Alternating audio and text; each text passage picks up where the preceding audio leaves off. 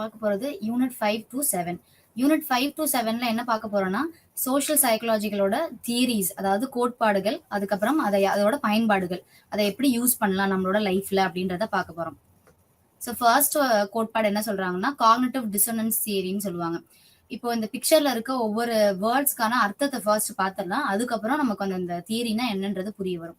So அதுல first என்ன சொல்றாங்கன்னா ஆக்ஷன் பிலீஃப் அப்படின்னு சொல்றாங்க. ஆக்ஷன்னா என்ன அர்த்தம்? நம்மளோட செயல்பாடுகள், அதாவது நம்மளோட பிஹேவியர். பிலீஃப் அப்படின்னும் போது நம்மளோட நம்பிக்கைகள், நம்ம எதை குறிச்சு ஏதோ ஒரு விஷயத்தை குறிச்சு நம்ம ஒரு நம்பிக்கையை சார்ந்து இருக்கிறதோ, உணர்ச்சிகள் சார்ந்து நம்ம யோசிக்கிறதோ, இது எல்லாமே வந்து பிலீஃப்ஸ்குள்ள வரும். இங்க டிசோனன்ஸ்னு சொல்றது வந்து இது ரெண்டுத்துக்கும் உள்ள வேறுபாடு, அதாவது நம்ம வச்சிருக்க நம்பிக்கைக்கும் நம்ம செய்யற செயல், இது ரெண்டுத்துக்கும் உள்ள வேறுபாடு தான் டிசோனன்ஸ்னு சொல்றாங்க. மோஸ்ட் ஆஃப் த டைம் எப்படி இருக்கும்னா நம்ம சிந்திக்கிறதும் அது சார்ந்துதான் நம்மளோட செயல்பாடும் இருக்கும். ஃபார் எக்ஸாம்பிள், உங்களுக்கு ஐஸ்கிரீம் சாப்பிட்றது பிடிக்கும் அப்படின்னா யாராவது உங்களுக்கு ஐஸ்கிரீம் வேணுமா அப்படின்னு கேட்டா அதை வந்து பிடிக்கும்ன்றனால அந்த பிஹேவியர்ல நீங்க என்கேஜ் ஆவீங்க, சாப்பிட போலாம் அப்படின்ற மாதிரி என்கேஜ் ஆவீங்க. இதே இது பிடிக்கல அப்படின்னா இல்ல எனக்கு வேண்டாம், எனக்கு அது வந்து ஒத்துக்கிறாது அப்படின்ற மாதிரி சொல்லிடுவோம். சோ அப்போ ஐஸ்கிரீம் பிடிக்காம அதை வாங்கி சாப்பிடுறோம் இல்லையா, அப்ப நம்மளோட பிலீஃப் வந்து நெகட்டிவா இருக்கு, நம்ம பிஹேவியர் வந்து பாசிட்டிவா இருக்கு. சோ அப்ப அந்த இடத்துல ஒரு டிசோனன்ஸ் வருது, ஒரு வேறுபாடு, அறிவாற்றல் விலகல் கோட்பாடு அப்படின்னு சொல்லுவோம். சோ அந்த வேறுபாடை நம்ம எப்படி குறைக்கலாம் அப்படின்றத பார்க்க போறோம். ஏன்னா இந்த வேறுபாடு வந்து எப்படி இருக்கும்னா நிறைய ஸ்ட்ரெஸ், ஆன்சைட்டிய கொடுக்கக்கூடியதா இருக்கும், நம்ம பிலீஃபுக்கும் பிஹேவியருக்கும் உள்ள வேறுபாடு. ஃபார் எக்ஸாம்பிள், இதை மெயினா வந்து எந்த பர்டிகுலர் எக்ஸாம்பிள் வச்சு கோட் பண்ணுவாங்கன்னா ஸ்மோக்கிங் பிஹேவியர் வச்சு தான் கோட் பண்ணுவாங்க. ஏன்னா மோஸ்ட்லி அந்த ஸ்மோக்கிங் சிகரெட் பேக்கெட்ஸ்லயே வந்து ஸ்மோக்கிங் வந்து காசஸ் கேன்சர் அப்படின்னு போட்டிருக்கும். ஸ்மோக் பண்ணா அது வந்து புற்றுநோய்க்காண்ட விளைவை வந்து உருவாக்கும் அப்படின்னு சொல்லியிருப்பாங்க. அதை பார்த்துட்டே வந்து ஸ்மோக் எல்லாம் பண்ணுவாங்க. அந்த சிகரெட் பேக்கெட்ல தான் இருக்கும், பட் பார்த்துட்டே வந்து அந்த பர்டிகுலர் பிஹேவியர் வந்து அவங்களால கண்ட்ரோல் பண்ண முடியாது. அப்போ அது வந்து புற்றுநோயை கொடுக்கக்கூடிய ஒரு விஷயம்ன்றது தெரியுது, தெரிஞ்சாலுமே அந்த பிஹேவியரை அவங்களால ஸ்டாப் பண்ண முடியல. அப்ப அவங்க பிலீஃப் எப்படி இருக்கு அப்படின்னா நெகட்டிவா இருக்கு, ஆனா பிஹேவியர் வந்து பாசிட்டிவா இருக்கு, அந்த ஸ்மோக்கிங் ரிலேட்டடோட பாசிட்டிவா இருக்கு. சோ அப்ப இந்த இடத்துல ஒரு டிசனன்ஸ் வருது. ஏன் பண்ணக்கூடாதுன்னு தெரிஞ்சும் பண்றாங்க. சோ அப்படி பண்ணக்கூடாதுன்னு தெரிஞ்சும் பண்ணிட்டு இருக்காங்க அப்படின்னா அவங்களுக்கு ஒரு கான்சியன்ஸ், அதாவது மன உறுத்தல் வந்து இருக்கும். அந்த மன உறுத்தல் வந்து அதிகபட்சமான மன அழுத்தத்தை உருவாக்கும். சோ அப்போ இந்த விதமான மன அழுத்தத்தை எப்படி குறைக்கலாம் அப்படின்னா 3 வகையை நம்ம குறைக்கலாம். இந்த பிக்சர் பாத்தீங்கன்னா உங்களுக்கு தெரியும். ஃபர்ஸ்ட் வந்து சேஞ்ச் பிலீஃப் அப்படின்னு கொடுத்திருப்பாங்க. ஒண்ணு நம்ம நம்புறதை மாத்தணும். ஸ்மோக்கிங் காசஸ் கேன்சர் அப்படின்னா அந்த கேன்சர் வந்து அதை காஸ் பண்ணாது, ஸ்மோக் பண்றவங்க எல்லாரும் வந்து கேன்சர் வந்துட்டேவா இருக்கு, அது என்னைக்கோ தானே வரப்போகுது அப்படின்னு ஒண்ணு பிலீஃபை மாத்தணும், தவறா இருந்தாலும். இன்னொன்னு சேஞ்ச் ஆக்ஷன், நம்மளோட ஆக்ஷனை மாத்துறது. அது கேன்சர் புற்றுநோயை வந்து விளைவிக்கக்கூடியதுன்னு தெரிஞ்சிருச்சு, தெரிஞ்சு எதுக்கு அதுல என்கேஜ் ஆகணும் அப்படின்னு சொல்லிட்டு நம்மளோட ஆக்ஷன்ஸை மாத்திக்கலாம். இது ரெண்டும் முடியல அப்படின்னா சேஞ்ச் ஆக்ஷன் பர்செப்ஷன், இது ரெண்டுத்தையும் என்னால ஒரே மாதிரி மாத்த முடியும் அப்படின்னா மாத்தலாம். ஒண்ணு ஆக்ஷனை மாத்தணும், பிலீஃப் அப்படியே இருக்கணும். இல்லையா பிலீஃபை மாத்திரணும், ஆக்ஷன் அப்படியே பண்ணிட்டே இருக்கணும். இல்ல இது ஒண்ணு மாத்திரம் எனக்கு கஷ்டமா இருக்கு, ரெண்டுத்தையும் நான் ஒரே மாதிரி மாத்திடுறேன் அப்படின்னாலும் மாத்தலாம். சோ இது 3 வழிதான் இந்த மாதிரி டிசோனன்ஸ் சார்ந்து வரக்கூடிய ஸ்ட்ரெஸ்ஸை குறைக்கிறதுக்கு. சோ இது 3 நம்ம வந்து ஃபாலோ பண்ணோம், இல்ல எய்தர் ஏதாவது ஒண்ணு ஃபாலோ பண்ணாலும் நமக்கு வந்து அந்த டிசோனன்ஸ் வந்து குறைஞ்சிரும். சோ இதுதான் காக்னிட்டிவ் டிசோனன்ஸ் தியரியோட முழுமையான கோட்பாடு. அடுத்து ஒரு எக்ஸாம்பிள் வச்சு பார்க்கலாம். சோ இதை என்ன சொல்லுவாங்கன்னா, இப்ப ஃபேர்னஸ் கிரீம் வந்து ஆட் பாக்குறாங்க. ஆட் பார்க்கும்போது அது நம்ம யூஸ் பண்ணோம் அப்படின்னா கலர் ஆயிரும் அப்படின்னு அந்த ஆட் வந்து சொல்லுது. சோ அப்போ பட் நம்மளோட நம்பிக்கை என்னவா இருக்கு, யூஸ் பண்ணா நம்மளும் கலர் ஆயிருவோம் நம்புறோம், பாக்குறதுனால அவங்க சொல்றதுனால நம்புறோம். பட் ஆனா நம்ம பிஹேவியர்ல அதை யூஸ் பண்ணி பார்க்கும்போது கலர் ஆகல, ஃபேர்னஸ் வந்து கிடைக்கல. சோ அப்ப பிஹேவியர் வந்து நெகட்டிவ் ரிசல்ட்டா இருக்கு, பிலீஃப் என்னவா இருக்கு, பாசிட்டிவா இருக்கு, நம்ம இன்னும் நம்பிக்கிட்டு தான் இருக்கும் என்னதான் அது ரிசல்ட் கொடுக்கலனாலும். சோ அப்ப இங்க ஒரு டிசனன்ஸ் வருது, அது வந்து யூஸே இல்லைன்னு தெரிஞ்சாலும் அதை யூஸ் பண்ணிக்கிட்டே இருக்கும். சோ அப்ப இங்க ஒரு டிசனன்ஸ் வருது இல்லையா. இதை எப்படி குறைக்கலாம் அப்படின்னா சேஞ்ச் த பிஹேவியர், ஃபேர்னஸ் கிரீமை யூஸ் பண்ணாம இருக்கிறது, இது வந்து ஒரு ரிசல்ட் கொடுக்க போறது இல்ல, இது எதுக்கு யூஸ் பண்ணிட்டு யூஸ் பண்ணாம இருக்கிறது. அதுக்கப்புறம் ஆட்டிடியூட சேஞ்ச் பண்றது. அதே பிலீஃப் வந்து எப்படி இருக்குன்னா ஃபேர்னஸ் வந்து நம்ம போட்டோம் அப்படின்னா நம்ம வந்து அழகாயிருவோம், ஒயிட் ஆயிருவோம் அப்படின்ற மாதிரி இருக்கு இல்லையா. ஃபேர்னஸ் யூஸ் பண்ணாலும் பண்ணாட்டாலும் நம்ம கலர் வந்து நேச்சுரலான ஜெனடிக்ஸ் கலர் வந்து அப்படியே தான் இருக்க போகுது அப்படின்ற ஒரு உண்மையான ஒரு கோட்பாடை வந்து நம்ப ஆரம்பிக்கணும். அதுதான் சேஞ்ச் இந்த ஆட்டிடியூட், பிலீஃப் தான் ஆட்டிடியூட்னு சொல்லுவாங்க. அதுக்கப்புறம் form new cognition to justify behaviour. இல்ல இது ரெண்டும் முடியாது, ரொம்ப கஷ்டமா இருக்கு அப்படின்னா ஆல்ரெடி இருக்கிற பிஹேவியர், ஃபேர்னஸ் கிரீம் யூஸ் பண்ணா நான் ஒயிட் ஆவேன்றதவே நான் நம்பிக்கிட்டே இருக்க போறேன் அப்படின்ற மாதிரி நமக்குள்ள ஒரு கோட்பாடை உருவாக்கிக்கிறணும். ஏன் அப்படின்னா, ஏன்னா நம்ம பிஹேவியர் வந்து அததான் பண்ண போறோம். பிஹேவியர மாத்த முடியல. கிரீம் யூஸ் பண்றதா அந்த பிஹேவியரா இருக்கு. மாத்த முடியல அப்படின்னா, பிலீஃப்ல வந்து நம்ம வந்து யூஸ் பண்ணி வேஸ்ட்டா இருக்கே அப்படின்றத அந்த பிலீஃப வந்து யூஸ் பண்ணா சரி ஒரு ஒரு 2 மாசம், 3 மாசம் கழிச்சு கூட ரிசல்ட் வரும் அப்படின்ற மாரி நம்ம பிலீஃப மாத்திக்கிறணும். சோ இது 3 வழிகள் தான் வந்து அந்த டிசனன்ஸ குறைக்கிறதுக்கு. நெக்ஸ்ட் கோட்பாடு என்ன அப்படின்னா சமூக கற்றல் கோட்பாடு சோஷியல் லேர்னிங் தியரி அப்படின்னு சொல்லுவாங்க. இது one of the famousest theory in social psychology. இது யார் கொடுத்திருப்பா அப்படின்னா ஆல்பர்ட் பண்டூரா தான் கொடுத்திருப்பாங்க. அதை எப்படி சொல்லுவாங்க அப்படின்னா லேர்னிங்ன்ற ஒரு ப்ராசஸ் வந்து ஏதோ ஒரு புக்கை படிச்சோ இல்ல யார்கிட்டயோ வந்து கத்துக்கிட்டோ ஒரு குரு மூலியமா கத்துக்கிட்டோ வர்றது கிடையாது. சும்மா ஜஸ்ட் பை அப்சர்விங் பாக்குறது மூலியமா கூட நமக்கு வரும், கேட்கறது மூலியமா கூட வரும். சுத்தி என்ன நடக்குதுன்றத நம்ம அப்சர்வ் பண்ணணும்னு நினைச்சு பண்ணாம அந்த இடத்துல இருந்தாலே நமக்கு ஒரு கற்றல் வந்து அன்கான்சியஸா நடந்துகிட்டே தான் இருக்கும் அப்படின்னு சொல்லுவாங்க. சோ அப்ப இது எப்படி நடக்குது அப்படின்னா ஃபர்ஸ்ட் வந்து அட்டென்ஷன் கொடுக்கணும் அப்படின்றாங்க. சோ பொதுவா ஒரு விஷயத்த கத்துக்கணும்னு நம்ம ஆசைப்படுறோம். ஆனா அதை வந்து எந்த புக்ஸ்லயோ இல்ல யாரும் வந்து நமக்கு அதை சொல்லி தர போறது இல்ல. நேச்சுரல் எக்ஸ்பீரியன்சஸ் பிஹேவியர் வைஸ் வந்து நம்ம வந்து லேர்ன் பண்ணணும்னு ஆசைப்பட்டோம் அப்படின்னா ஃபர்ஸ்ட் ப்ராசஸ் என்னவா இருக்கும்னா அட்டென்ஷன். சோ அட்டென்ஷன்ன்றது வந்து இங்க என்ன சொல்றாங்க ஸ்டிமுலை ஃபோக்கஸ் இருக்கு. அந்த பிக்சர்ல ஃபர்ஸ்ட் கிரீன் கலர்ல இருக்கிறது பார்த்தா தெரியும். ஸ்டிமுலஸ் ஃபோக்கஸ் இருக்கும். ஸ்டிமுலஸ்ன்றது வந்து நம்ம சுத்தி இருக்கிற என்விரான்மெண்ட்ல நடக்கக்கூடிய விஷயங்கள். சோ அப்ப அதுதான் வந்து என்விரான்மெண்டல் ஸ்டிமுலஸ்ன்னு சொல்லுவோம். சோ அதுக்கு நான் ஃபர்ஸ்ட் அட்டென்ஷன் கொடுக்கணும். ஃபார் எக்ஸாம்பிள் இப்போ உங்களுக்கு பிடிச்ச யாரோ ஒரு ரோல் மாடல் இருக்காங்க. அவங்க வந்து வாழ்க்கையில ஏதோ ஒரு நல்ல விஷயத்த அச்சீவ் பண்ணியிருக்காங்க. அதே மாதிரி நீங்களும் பண்ணணும்னு ஆசைப்படுறீங்க. அப்ப ஃபர்ஸ்ட் நம்ம என்ன பண்ணுவோம்? அவங்களோட விஷயத்த வந்து கவனிச்சு கூர்மையா பார்ப்போம். எப்படி அவங்க வந்து ஜெயிச்சாங்க வாழ்க்கையில? என்ன மாரி டாக்டிக்ஸ் யூஸ் பண்ணாங்க? இது அன்றாட அவங்களோட வாழ்க்கையோட பிஹேவியர் ஹேபிட்ஸ் வந்து எப்படி இருக்கு? அதே மாரி நம்மளும் மாத்திக்க ட்ரை பண்ணுவோம். அட்டென்ஷனே குடுக்கலன்னா, அவங்க எப்படி ஜெயிச்சாங்கன்னு தெரியாது. அவங்க ஜெயிச்சாங்களான்னே தெரியாது. சோ அப்ப நம்ம வந்து அங்க வந்து ஒரு லேர்னிங் இருக்குமா அப்படின்னா, கண்டிப்பா இருக்காது. சோ அப்போ அட்டென்ஷன் நம்ம குடுக்கணும். அந்த ஸ்டிமுலஸ்க்கு கவனம் குடுக்கணும். First one. செகண்ட் வந்து என்ன சொல்றாங்கன்னா, ரிட்டென்ஷன். ரிட்டென்ஷன்ல என்ன சொல்றாங்கன்னா, ரிஹர்ஸ் என்கோட் அப்படின்னு சொல்றாங்க. பாக்குறத அப்படியே விட்டுட்டு போயிராம, பார்த்தத மறுபடியும் வந்து மனதளவுல வந்து திருப்பி திருப்பி யோசிச்சு பார்க்கணும். காலையில இருந்து சாயங்காலம் வரைக்கும் அவங்க டைம் வேஸ்ட் பண்ணாம இந்த மாதிரி வந்து ஒரு பிஹேவியரல் இதுல வந்து என்கேஜ் ஆகியிருக்காங்க. ஸோ அதனாலதான் அவங்க வெற்றி பெற்றிருக்காங்க அப்படின்னா நம்மளும் என்ன பண்ணணும்னா நம்மளோட டைமையும் அதே மாதிரி ஷெட்யூல் பண்ணிட்டு எது வந்து வேஸ்ட் ஆஃப் டைம் எது வந்து யூஸ்ஃபுல் ஆஃப் டைம் அப்படின்றத பார்த்து நம்ம அதுக்கேற்றது மாதிரி மேனேஜ் பண்ணிக்கிறணும். ஸோ அப்போ மனதளவுல திருப்பி அந்த விஷயத்த அவங்க என்ன பண்ணாங்களோ அதை திருப்பி யோசிச்சு அதை யோசிச்சு ஓரளவுக்கு மைண்ட்ல வந்து ஹோல்ட் பண்ணி வச்சுக்கணும். அதுதான் ரிட்டென்ஷன் சொல்லுவாங்க. ரிகர்ஸ் என்கோடு என்கோடான விஷயம். என்கோடுன்ற வந்து நம்ம அட்டென்ஷன் கவனம் கொடுக்கறது மூலியமா நம்ம மனதுக்குள்ள போகக்கூடிய ஒரு விஷயம் என்கோடிங். என்கோடிங் ஆனதை ரிட்டைன் பண்ணணும். ரிட்டைன் எப்படி பண்றது? அதை எப்படி நிறுத்தி வைக்கிறது? Through the rehearsal. திருப்பி திருப்பி அதை யோசிக்கிறது மூலியமா நம்ம ரிகர்சல் பண்றது மூலியமா மனதளவுல அதை நம்ம வந்து உறுதியா வந்து வச்சுக்கொள்ள முடியும். அடுத்து வந்து மோட்டார் ரீப்ரொடக்ஷன். மோட்டார் ரீப்ரொடக்ஷன்றது என்னன்னா மனதளவுல மட்டும் இல்லாம அது செயல்லயே எக்ஸிபிட் ஆகணும். எப்ப பிஹேவியர்ல வந்து அது எக்ஸிபிட் ஆகுதோ அப்பதான் ரியல் லேர்னிங் நடந்ததுக்கான அர்த்தம் இருக்கு. சோ அப்போ மோட்டார் லேர்னிங்னு சொல்லும் போது இங்க வந்து பிராக்டிஸ் ஃபீட்பேக் அப்படின்னு சொல்றாங்க. அவங்க எப்படி வந்து என்ன மாதிரியான கோட்பாடுகள் அவங்க வாழ்ந்தாங்களோ அதை அப்படியே நம்மளும் நம்ம லைஃப்ல இம்ப்ளிமெண்ட் பண்றது. இதுதானே அவங்களுக்கு சக்சஸ்க்கு வந்து வழிவகுச்சிச்சு. அதே மாதிரி நம்மளும் வந்து பண்ணுவோம் அப்படின்னு சொல்லிட்டு பண்றது வந்து மோட்டார் ரீப்ரொடக்ஷன். நம்ம பிஹேவியர்ல நம்ம பார்த்த மனதுல வச்சுக்கொள்ள விஷயத்த பிஹேவியர்ல வந்து யூஸ் பண்ணி எக்ஸிபிட் பண்றதுதான் வந்து மோட்டார் ரீப்ரொடக்ஷன். அடுத்து வந்து மோட்டிவேஷன். மோட்டிவேஷன்ன்றது வந்து எதை வச்சும் வரும் அப்படின்னா ஃபர்ஸ்ட் வந்து ரிவார்ட் இல்ல ரீஇன்ஃபோர்ஸ்மெண்ட். அதாவது ஒரு விஷயம் நம்ம பாசிட்டிவா பண்றோம் அப்படின்னா அது 4 பேரோட கவனத்தை எடுத்து நீ நல்லா பண்றீங்க, பரவாயில்ல, இந்த அளவுக்கு முன்னேற்ற பாதை நோக்கி போறீங்க, இப்படியே நீங்க போனீங்கன்னா வாழ்க்கையில வெற்றி அடைஞ்சிடலாம். இந்த மாதிரி 4 பேர் கொடுக்குற அந்த ஃபீட்பேக் வந்து நமக்கு வந்து ரிவார்டாவோ ரீஇன்ஃபோர்ஸ்மெண்டாவோ இருக்கும். பாசிட்டிவா ஒரு பூஸ்டப் பண்ணும். ஸோ அந்த பூஸ்டப் பண்ணும்போது தான் அந்த மோட்டிவேஷன் இருந்தாதான் மறுபடியும் அந்த அந்த பிஹேவியர் வந்து ஃபியூச்சர்ல என்கேஜ் ஆகி கண்டினியூ பண்ணுவோம். மோட்டிவேஷனே இல்லை அப்படின்னா பண்ண மாட்டோம். இதனால ஒரு யூஸும் இல்லை அப்படின்னு சொல்லிட்டு விட்டுட்டு போயிருவோம். தொடர்ந்து அந்த உந்துதல் இருந்தா மட்டும்தான் நம்ம வந்து அடுத்தடுத்து அந்த பிஹேவியர் வந்து ப்ராக்டிஸ் பண்ணுவோம். ஃபார் எக்ஸாம்பிள் அந்த ரோல் மாடலே வந்து நமக்கு வந்து ஒரு ஃபீட்பேக் மாதிரி கொடுக்குறாங்க. பரவாயில்ல, இந்த மாதிரியே ப்ராக்டிஸ் பண்ணு, உனக்கு வந்து ப்ராப்பரா வந்து நீங்க வாழ்க்கையில வந்து ஜெயிச்சிடலாம் அப்படின்னு சொல்றாங்க அப்படின்னா அப்ப அந்த இடத்துல நமக்கு ஒரு முந்துதல் வருது. கண்டிப்பா நம்மளும் வின் பண்ணிடலாம் அப்படின்னு சொல்லிட்டு பாசிட்டிவா வரும். அப்ப தொடர்ந்து அந்த பிஹேவியர் நம்ம செஞ்சுட்டே இருப்போம். சோ இதுதான் வந்து சோஷியல் லேர்னிங் தியரி. ஒரு விஷயத்த வந்து நம்ம சூழ்நிலை குறிச்சு ஒரு விஷயத்த லேர்ன் பண்றோம் அப்படின்னா அதுக்கான ப்ராசஸ் வந்து இதுதான். ஃபர்ஸ்ட் அட்டென்ஷன், அதுக்கப்புறம் அதை மனதில் நிறுத்திக் கொள்ளணும் ரிட்டென்ஷன், அப்புறம் பிஹேவியர்ல எக்ஸிபிட் பண்ணணும் மோட்டார் ரீப்ரொடக்ஷன், அதுக்கப்புறம் கடைசியா மோட்டிவேஷன் வேணும். அதை மறுபடியும் ஃபியூச்சர் வரைக்கும் நம்ம வந்து கொண்டு போய் பண்றதுக்கு கண்டிப்பா மோட்டிவேஷன் தேவை. அடுத்து இதுல நிறைய டைப்ஸ் இருக்கு சோஷியல் ரீஎன்ஃபோர்ஸ்மெண்ட் தியரியில.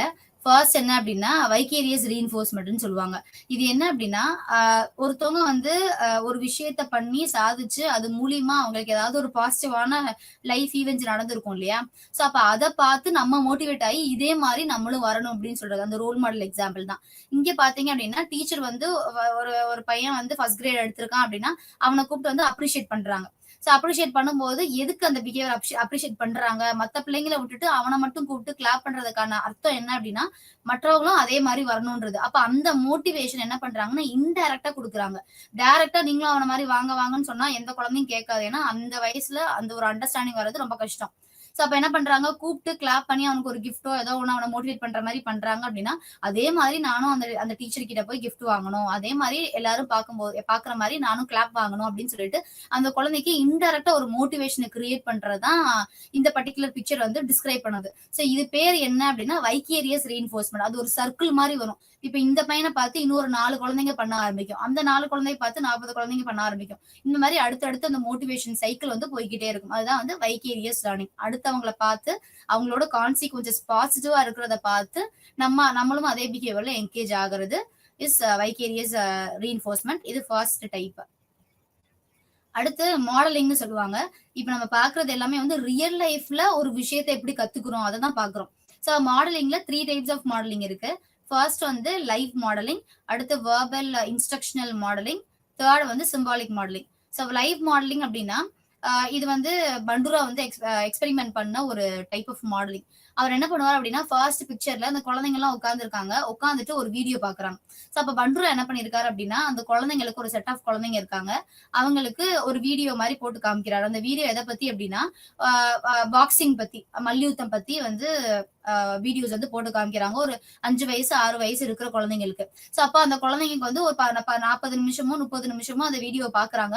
பார்த்து முடிச்சுட்டு வெளியில வந்து பிளே ரூம் மாதிரி கூட்டு போறாங்க. அந்த பிளே ரூம்ல வந்து இந்த பொம்மை மாதிரி அந்த பலூன் பொம்மை மாதிரி அடிச்சாலும் கீழே விழுகாம திருப்பி நம்ம கிட்டே நேரா நிக்கிற மாதிரி ஒரு பொம்மை. அந்த பொம்மையை வந்து போபோ டால்னு சொல்லுவோம் அந்த அதுக்கு பேரு. அந்த பொம்மை நான் அந்த ரூம்குள்ள இருக்கு 4, 5 பொம்மை இருக்கு. இந்த குழந்தைங்க போன உடனே என்ன பண்றாங்கன்னா அந்த பார்த்த பிஹேவியரை அவங்க அதை லேர்ன் பண்ணல, மல்யுத்தம் கத்துக்கல, மல்யுத்தம் இப்படிதான் பண்ணணும்னு யாரும் சொல்லியும் கொடுக்கல. பட் ஆனா ஜஸ்ட் பை அப்சர்விங் அதை பார்த்த பிஹேவியர் என்ன பண்றாங்கன்னா இந்த பொம்மை மேல எக்ஸிபிட் பண்றாங்க. பொம்மை எல்லா குழந்தைங்களும் வந்து அடிக்க ஆரம்பிச்சிருச்சு. அந்த என்ன பார்த்தாங்களோ அதே மாதிரி பிஹேவியர்ல என்கேஜ் ஆக ஆரம்பிச்சிட்டாங்க. அப்போ இது வந்து லைவ் மாடலிங்னு சொல்றாங்க. சோ அப்போ ஒரு ஒரு விஷயத்த செஞ்சு காமிக்கிறத அது நம்ம அப்படியே பிராக்டிஸ் பண்ணோம் அப்படின்னா அது எது மூலியமா பிராக்டிஸ் பண்ணணும்னா த்ரூ த லைவ் மாடலிங். ஒரு விஷயத்த லைவா பண்ணி காமிக்கிறாங்க. அதை பண்ணதை பார்த்து நம்ம ஒரு விஷயத்த கத்துக்கிறோம் அப்படின்னா அது லைவ் மாடலிங். அடுத்து வெர்பல் இன்ஸ்ட்ரக்ஷனல் மாடலிங். வெர்பல் இன்ஸ்ட்ரக்ஷன்ஸ்னா இப்ப நம்ம புக்ல வந்து நிறைய சைக்காலஜிக்கல் இன்டர்வென்ஷன் தியரிஸ் எல்லாம் படிப்போம். கவுன்சிலிங்கா ஃபர்ஸ்ட்ல இருந்து 10 ஸ்டெப் 1ல இருந்து 10 ஸ்டெப்ஸ் இருக்கு. ஒவ்வொரு ஸ்டெப்பையும் நீங்க வந்து ஃபாலோ பண்ணிட்டே வரணும். ஃபாலோ பண்ணீங்கன்னா உங்களோட செஷன்ஸ் வந்து நல்ல ஒரு குவாலிட்டியான செஷன்ஸா வந்து பேஷண்ட்ஸ்க்கோ இல்ல கவுன்சிலிங்கோ இருக்கும் அப்படின்னு சொல்லுவாங்க. சோ அப்ப அந்த 10 ஸ்டெப்பையும் நீங்க ஃபாலோ பண்ணணும். ஒவ்வொரு ஸ்டெப்லயும் என்னென்ன விஷயங்கள் இருக்கணும், என்னென்ன நீங்க ஃபாலோ பண்ணணும் அப்படின்னு நம்ம சொல்லி படிப்போம் இல்லையா? அது வந்து வெர்பல் இன்ஸ்ட்ரக்ஷன் மாடல். இன்ஸ்ட்ரக்ஷன்ஸா ரிட்டனா இருக்கிறது இல்ல பிரிண்டடா இருக்கிறது. புக்ஸ்லயோ எதுலயோ பார்த்து கத்துக்கிறதா வந்து வெர்பல் இன்ஸ்ட்ரக்ஷனல் மாடல்ஸ்.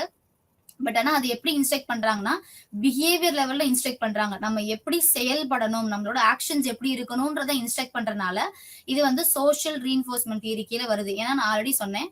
இது வந்து என்விரான்மெண்ட் குறிச்சு லேர்ன் பண்ற ஒரு விஷயம். புக்லயோ இதுலயோ போய் படிக்கிறது கிடையாது.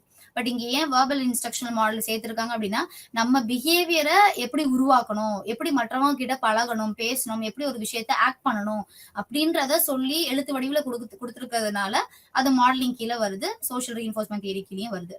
தேர்ட் வந்து சிம்பாலிக் மாடல்ஸ். சிம்பாலிக் மாடல்ஸ்ன்றது வந்து குறியீட்டு மாதிரிகள் அப்படின்னு சொல்றாங்க. இது என்ன அர்த்தம் அப்படின்னா ஒண்ணு வந்து ஃபிக்ஷன் கேரக்டர்ஸா இருக்கும். அதாவது கதைகள்ல கேட்கறது. நம்ம வந்து காட்ஸோட ரெப்ரசன்டேஷன் பாக்குறோம் இல்லையா? அதெல்லாம் கதைகள்ல கேட்கறத நம்ம நேர்ல பார்த்தது கிடையாது. இன்னொன்னு வந்து லைவா வாழ்ற மனிதர்கள். அவங்க வந்து ரோல் மாடலா வாழ்ந்துகிட்டு இருப்பாங்க இல்லையா? சோ அப்ப அவங்களோட வாழ்க்கையை குறிச்சு அவங்க சொல்லுவாங்க. நான் இப்படி எல்லாம் கஷ்டப்பட்டு வந்தேன். நீங்க இந்த மாதிரி பண்ணீங்கன்னா நீங்களும் சக்சஸ் ஆயிடலாம் அப்படின்னு சொல்லுவாங்க. அதே இது வந்து கடவுள் வந்து என்ன மாதிரி எல்லாம் வந்து அந்த காட்ஸ் வந்து கஷ்டங்களை தாண்டி இப்போ ஜெயிச்சு நிக்கிறாங்க அப்படின்னா அது நமக்கு ஒரு மோட்டிவேஷன் பார்ட் மாதிரிதான் லேர்ன் பண்ணிக்கிறதுக்கு. சோ அந்த இதிகாசங்கள்லாம் அதுக்காக தான் இருக்கு. சோ அப்ப இங்க என்ன சொல்றாங்கன்னா லைவ் மாடலிங்ல இங்க நான் ஒரு பிக்சர் போட்டிருக்கேன். சோ இவர் யாருன்னா நந்தகுமார் ஐஆர்எஸ். சோ இவர் என்ன பண்ணுவாருன்னா, இவருக்கு வந்து கற்றல் குறைபாடு உள்ள ஒரு குறைபாடு இருக்கு. அவருக்கு வந்து ஒரு விஷயத்த படிக்கும்போது டிஸ்லெக்ஸியா நம்ம எல்லாருக்குமே தெரியும். சோ ஒரு விஷயத்த படிக்கிறோம் அப்படின்னா, அது வந்து ஃபர்ஸ்ட் டைம் படிக்கும்போது அண்டர்ஸ்டாண்ட் பண்ண முடியாது. வார்த்தைகள வந்து பெர்சீவ் பண்ணி, அத உள்வாங்கி திருப்பி ரீப்ரொடியூஸ் பண்றதுக்கு கஷ்டமா இருக்கும். அதுதான் வந்து டிஸ்லெக்ஸியா. அது வந்து பண்ண முடியாதுன்னு கிடையாது. பட் டைம் அதிகமா இருக்கும். நெறைய பிராக்டிஸ் வேணும். ஒரு சென்டென்ஸ ரீட் பண்ணி ரீப்ரொடியூஸ் பண்றதுக்கே நெறைய பிராக்டிஸ் வேணும். சோ அப்படி இருக்கிறவங்க யுபிஎஸ்சி கிளியர் பண்ணியிருக்காங்க. சோ கிளியர் பண்ண அவர் என்ன பண்றாரு? நெறைய மோட்டிவேஷனல் ஸ்பீச் குடுக்கும்போது, அவர் எப்படி அந்த விஷயங்கள்லாம் கடந்து வந்து ஜெயிச்சாரு அப்படின்றத சொல்லுவாரு. சோ அப்ப அதுதான் சிம்பாலிக் மாடல். என்னைய ஒரு ரோல் மாடலா எடுத்துட்டு நீங்களும் இத பிராக்டிஸ் பண்ணுங்க. இப்படி பண்ணா உங்களுக்கு வெற்றி கிடைக்கும் அப்படின்றது வந்து சிம்பாலிக் மாடல்ஸ். சோ இதெல்லாம் தான் types of models. Next type of theory என்ன இருக்கு அப்படின்னா குரூப் திங்க். இந்த குரூப் திங்க் ஏன் வந்து அப்ளிகேஷன்ஸ் ஆஃப் சோசியல் சைக்காலஜிக்கல் தியரிஸ்ல ஏன் பேசணும் அப்படின்னா, சோசியல் சைக்காலஜின்னு சொல்லும் போது மனுஷங்களோட உரையாடுறது, எந்த மாதிரி நம்ம வந்து ஒரு உறவுகளை மெயின்டைன் பண்ணணும், ஸோ இதை பத்தி தான் நம்ம படிப்போம் சோசியல் சைக்காலஜில. ஸோ அப்போ எப்படியெல்லாம் மனிதர்கள் இருக்கிறாங்க, வேறுபடுறாங்க, இல்ல நமக்கே தெரியாம என்ன மாதிரி விஷயங்கள்லாம் நம்மளை இன்ஃபுளுன்ஸ் பண்ணுது, ஒரு இடத்துல வேலை பார்க்கும் போதும் சரி, இல்ல ஒரு ரிலேஷன்ஷிப்ல இருக்கும் போதும் சரி, எப்படியெல்லாம் அந்த இன்ஃபுளுன்ஸ் பண்ணுது அப்படின்றதுக்கு தான் இந்த குரூப் திங்க் ஒரு எக்ஸாம்பிள். சோ இது வந்து ஒரு குரூப் ஆஃப் பீப்புள் இருக்கணும் கண்டிப்பா. இதோட அசம்ஷன் சொல்லிடுறேன். என்ன இருந்தா இந்த குரூப் திங் நடக்கும்? குழு சிந்தனை உள்ளாகிறது. அதுதான் அதுக்கான கரெக்டான அர்த்தம். சோ அப்போ ஒரு குரூப் ஆஃப் பீப்புள் இருக்கணும். ஒரு 4-5 பேர் இருக்கணும். 4-5 பேர் சேர்ந்து ஒரு பர்ட்டிகுலர் டாபிக் வந்து டிஸ்கஸ் பண்ணணும். ஏதோ ஒரு விஷயத்த குறிச்சு ஒரு முடிவு எடுக்க வேண்டிய ஒரு சூழ்நிலை. 4-5 பேர் வந்து கூடி குழுமமா இருக்காங்க. சோ அப்ப அந்த இடத்துல என்ன பண்றாங்கன்னா, ஒவ்வொருத்தவங்களுக்கும் ஒவ்வொரு விதமான மாறுபட்ட கருத்துக்கள் இருக்கு. இருந்தாலும் அந்த குரூப்ல வந்து எல்லாரும் சரி ஓகே அப்படின்னு சொல்லிட்டு ஒரு ஆள் சொல்றதபடியே போயிடுறாங்க. மோஸ்ட்லி அந்த தலைவர் வந்து ஏதோ ஒரு விஷயத்த ஒரு கருத்தை முன்வைக்கிறாங்க அப்படின்னா, அது குறிச்சே வந்து ஓகே ஓகே அப்படின்னு சொல்லிட்டு போயிடுறாங்க. இந்த பிக்சர் பாத்தீங்கன்னா தெரியும். ஒவ்வொரு ஆளுக்கும் ஒரு ஃபர்ஸ்ட் ஆள் என்ன சொல்றாங்கன்னா நோ அப்படின்ற மாதிரி மனசுல யோசிக்கிறாரு. ஆனா வெளியில சொல்றது வந்து எஸ் அப்படின்னு சொல்றாரு. சோ அப்ப செகண்ட் இருக்கிறவங்க வந்து பேட் ஐடியா, இது வந்து இந்த இந்த பர்டிகுலர் ஐடியா வந்து ஒர்க் அவுட்டே ஆகாது அப்படின்னு சொல்லிட்டு யோசிக்கிறாங்க. பட் ஆனா வெளியில சொல்றது அவங்களும் எஸ் அப்படின்னு சொல்றாங்க. மத்த 2 பேர் என்ன சொல்றாங்கன்னா வி ஆர் டூம்ட், அதாவது இது கண்டிப்பா ஒர்க் அவுட் ஆகாது, நம்மள வந்து வேலையை விட்டு தூக்க போறாங்க, இந்த விஷயம் பண்ணா கண்டிப்பா நமக்கு ஒர்க் அவுட்டே ஆகாது, நம்ம நல்ல பேரும் வாங்க முடியாதுன்னு மனசுல யோசிக்கிறாங்க. பட் வெளியில வந்து அக்ரி அப்படின்ற மாதிரி சொல்லிடுறாங்க. சோ அப்போ அந்த லீடர் வந்து சொல்றத வந்து அப்படியே ஃபாலோ பண்ணிடுறாங்க. அப்ப இது எதனால அப்படி நடக்குதுன்னா, ஃபர்ஸ்ட் வந்து அந்த குரூப் வந்து ரொம்ப கொகசிவா இருக்காங்கன்னு அர்த்தம். அதாவது ரொம்ப வந்து நெருக்கமான ஒரு குழுமமா இருக்கு. ஒருத்தரோட ஒருத்தர் பிலீஃப்ஸ் வந்து எந்த விதத்திலயும் மாறுபடாம எல்லாருமே ஒரே ஐடியாலஜில ஆக்ட் ஆகுறாங்க. அது இன்னொன்னு. 2வது வந்து லீடர்ஷிப் ஸ்கில்ஸ் வந்து கம்மியா இருக்கு. ஏதோ ஒரு ஆள் வந்து இந்த விஷயத்த பண்ணலாம் அப்படின்னு முன்னெடுத்து சொல்றதுனால, மற்றவங்களுக்கு லீடர்ஷிப் ஸ்கில்ஸ் வந்து கம்மியா இருக்கிறதுனால, அந்த தலைவருக்குரிய அந்த தகுதிகள், அந்த கேரக்டரிஸ்டிக்ஸ்லாம் வந்து கம்மியா இருக்கிறதுனால, ஆளுமைக்குரிய கேரக்டரிஸ்டிக்ஸ் கம்மியா இருக்கிறதுனால, அவங்க வந்து மத்தவங்க சொல்றத சரி அப்படின்னு சொல்லிட்டு தலையாட்டிட்டு போயிடுறாங்க. சோ அதுக்கப்புறம் இன்னொன்னு வந்து வெளியில இருந்து எக்ஸ்ட்ரீம் பிரஷர்னா ஒரு 2 நாள்ல அந்த பெரிய முடிவ வந்து நீங்க எடுத்தே ஆகணும்னு சொல்லிட்டு அந்த டெட்லைன் வந்து 2 நாள் தான் குடுத்துருக்காங்க.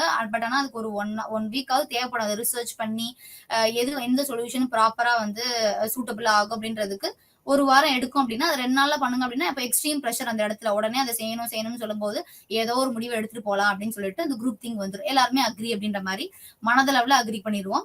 ஈவன் தோ நம்ம வந்து உள்ளுக்குள்ள யோசிக்கும் போது நமக்கு அது சரி வராது அப்படின்னு தோணுச்சுனாலும், எல்லாரும் ஓகேன்னு சொல்றாங்களா நம்மளும் சொல்லிடலாம் அப்படின்னு யோசிக்கிறதா வந்து குரூப் திங்க். அந்த குரூப் எப்படி யோசிக்குதோ அதே மாதிரி நம்மளும் யோசிச்சு போயிடலாம் அப்படின்னு யோசிக்கிறது குரூப் திங்க். சோ இதுக்கு வந்து சிம்டம்ஸ் இருக்கு. என்னென்ன விஷயங்கள்லாம் இருந்துச்சுன்னா, இந்த குரூப்க்கு வந்து குரூப் திங்க் வந்து இருக்கு அப்படின்றத நம்ம கண்டுபிடிக்கலாம் அப்படின்னா, illusions of vulnerability, illusions of invulnerability, அதாவது பாதிப்பு நமக்கு கிடையாது அப்படின்னு யோசிக்கிறது தான். வல்னரபிலிட்டினா என்ன அர்த்தம் அப்படின்னா, நம்ம வந்து ரொம்ப வீக்கான குரூப்பு, நமக்கு சொல்யூஷன் எடுக்கிறதுக்கான கெப்பாசிட்டி கிடையாது, இங்க வந்து நமக்கு கண்டிப்பா வந்து ஒரு அசிஸ்டன்ட் தேவை, அசிஸ்டன்ஸ் இந்த சென்ஸ் வெளியில இருந்து யாராவது ஒரு ஆள் நமக்கு உதவுறதுக்கு வேணும் அப்படின்ட்டு யோசிக்கிறது வல்னரபிலிட்டி. இன்வல்னரபிலிட்டி இருக்கும் குரூப் திங்க் பண்றவங்களுக்கு. இங்க வந்து டைப்பிங் எரர் ஆயிடுச்சு. இன்வல்னரபிலிட்டி என்ன அப்படின்னா, நம்ம குரூப் வந்து எப்பயுமே வந்து டெசிஷன்ஸ் வந்து ப்ராப்பரா தான் எடுக்கும், தப்பாவே போகாது நம்ம யோசிக்கிறது, நம்ம எல்லாம் எக்ஸ்பர்ட்ஸ், நமக்கு வந்து எந்த ஒரு அசிஸ்டன்ஸும் தேவை கிடையாது, வெளியில இருந்து யாரும் நமக்கு உதவணும்னு அவசியம் கிடையாது, நமக்கு எல்லா விதமான நாலேஜும் இருக்குன்னு சொல்லிட்டு ஒரு ப்ராப்பரான ஒரு ரிசர்ச் ஒர்க்கே பண்ணாம அவங்க ஒரு முடிவு எடுத்துருவாங்க. அப்போ அதான் இல்யூஷன்ஸ்னா என்னன்னா ஒரு ஒரு விதமான ஒரு பிம்பத்துக்குள்ளேயே இருக்கிறது. நம்ம வந்து எல்லாமே தெரியும் நமக்கு, நம்ம எல்லாம் ஞானிகள், நம்ம வந்து தப்பான முடிவை எடுக்க மாட்டோம் அப்படின்னு சொல்லிட்டு அந்த ஹியூமன் எரர்ஸ் இருக்கும் இல்லையா, எல்லாருமே வந்து எரர்ஸ் கமிட் பண்ணுவோம் ஹியூமன்ஸா இருக்கிறதுனால. அந்த ஹியூமன்ஸ் எரர்ஸவே அவங்க எலிமினேட் பண்ணிடுவாங்க. அதனாலதான் அது இல்யூஷன்ஸ் ஆஃப் இன்வல்னரபிலிட்டி. எந்த குரூப் இப்படி யோசிக்குதோ கண்டிப்பா அந்த குரூப் வந்து குரூப் திங்க் பண்ணுதுன்னு அர்த்தம். அடுத்து belief in inherent morality of the group, அதாவது குழுவின் உள்ளார்ந்த ஒழுக்கத்தின் நம்பிக்கை. இன்ஹெரண்ட் மொராலிட்டி ஆஃப் த குரூப்னா என்ன அர்த்தம்னா, ஏதோ ஒரு ஐடியாலஜி பேஸ் பண்ணி தான் குரூப்பாவே ஜாயின் பண்ணியிருப்பாங்க. வெவ்வேறு ஐடியாலஜி இருக்கு, வெவ்வேறு பிலீஃப்ஸ் இருக்கு, வெவ்வேறு கருத்துகள் இருக்கு அப்படின்னா ஒன்றா வந்து குழுமமா கூடியிருக்கிறதுக்கான வாய்ப்புகள் கம்மியா தான் இருக்கும்.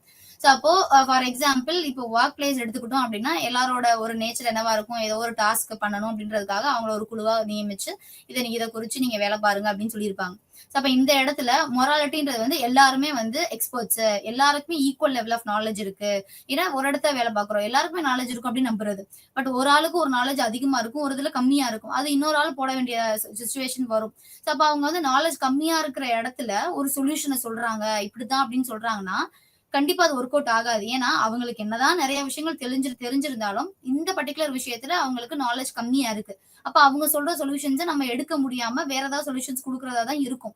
பட் ஆனா நம்ம எப்படி நம்புறோம் அப்படின்னா கண்டிப்பா எல்லாருக்கும் எல்லாம் தெரியும், ஈக்குவல் லெவல் ஆஃப் எக்ஸ்பர்டைஸ் தான் இருக்கு, எல்லாருக்குமே வந்து ஒரே லெவல் ஆஃப் எக்ஸ்பீரியன்சஸ் நாலேஜ் இருக்கு, அதனால கண்டிப்பா நம்ம எடுக்கிற முடிவு சரியா தான் இருக்கும் அப்படின்னு யோசிக்கிறதா வந்து inherent morality of the group. அடுத்து செல்ஃப் சென்சார்ஷிப்ஸ், சுய தணிக்கை. அப்படின்னா இப்ப 4-5 பேர் இருக்காங்க குரூப்ல, 3 பேர் வந்து சொல்ற ஐடியா, அந்த லீடர் சொல்ற ஐடியா வந்து கரெக்டா இருக்கு, சூப்பர், கண்டிப்பா ஒர்க் அவுட் ஆகும் அப்படின்னு சொல்றாங்க. அப்ப ஒரு ஆள் மட்டும், நான் மட்டும் வந்து இல்லையே அது ஒர்க் அவுட் ஆகாதுன்னு எனக்கு தோணுது, ஆனா வெளியில சொல்ல கூச்சப்பட்டுட்டு என்ன பண்ணிட்டேன், நான் என்னைய நானே வந்து செல்ஃப் சென்சார் பண்ணிட்டு வெளியில அக்ரி அப்படின்னு நான் சொல்லிடுறேன். அப்ப இதுதான் வந்து செல்ஃப் சென்சார்ஷிப். ஏன்னா நம்ம மத்தவங்க அவுட் ஆயிரும் அப்படின்றனால. அதாவது வெளியில சொன்னோம் அப்படின்னா நம்மள ஒரு மாதிரி பார்க்க ஆரம்பிச்சிருவாங்களோ, நம்ம நாங்க எல்லாம் ஒத்துக்கிட்டோம் உனக்கு மட்டும் என்ன அப்படின்னு கேட்டுருவாங்களோ, இல்ல நம்மள நாளைக்கு வேலையை விட்டு தூக்கிடுவாங்களோ, இல்ல கார்னர் பண்ணிடுவாங்களோ, இப்படி எல்லாம் யோசிக்கிறதுனால என்ன பண்ணிடுறோம், நம்மளோட அந்த நம்பிக்கை, என்ன நம்பிக்கை வச்சிருக்கோமோ, என்ன யோசிக்கிறோமோ அதை வெளியில சொல்லாம நாமளே வந்து சுய தணிக்கை பண்ணிடுறது. சோ இதோட குரூப் திங் முடிஞ்சிருச்சு. நெக்ஸ்ட் என்ன தியரி இருக்கு அப்படின்னா ஆட்டிடியூட்ஸ். ஆட்டிடியூட்ஸ்னா என்ன அப்படின்னா அணுகுமுறைகள் அப்படின்னு சொல்லுவோம். ஃபார் எக்ஸாம்பிள் இப்போ நம்ம வந்து ஒரு உலகத்துல இயங்குறோம் அப்படின்னா அன்றாட வாழ்க்கையிலேயே நம்ம வந்து நிறைய விதமான ஆட்டிடியூட்ஸை கடந்து வந்துட்டே தான் இருப்போம்.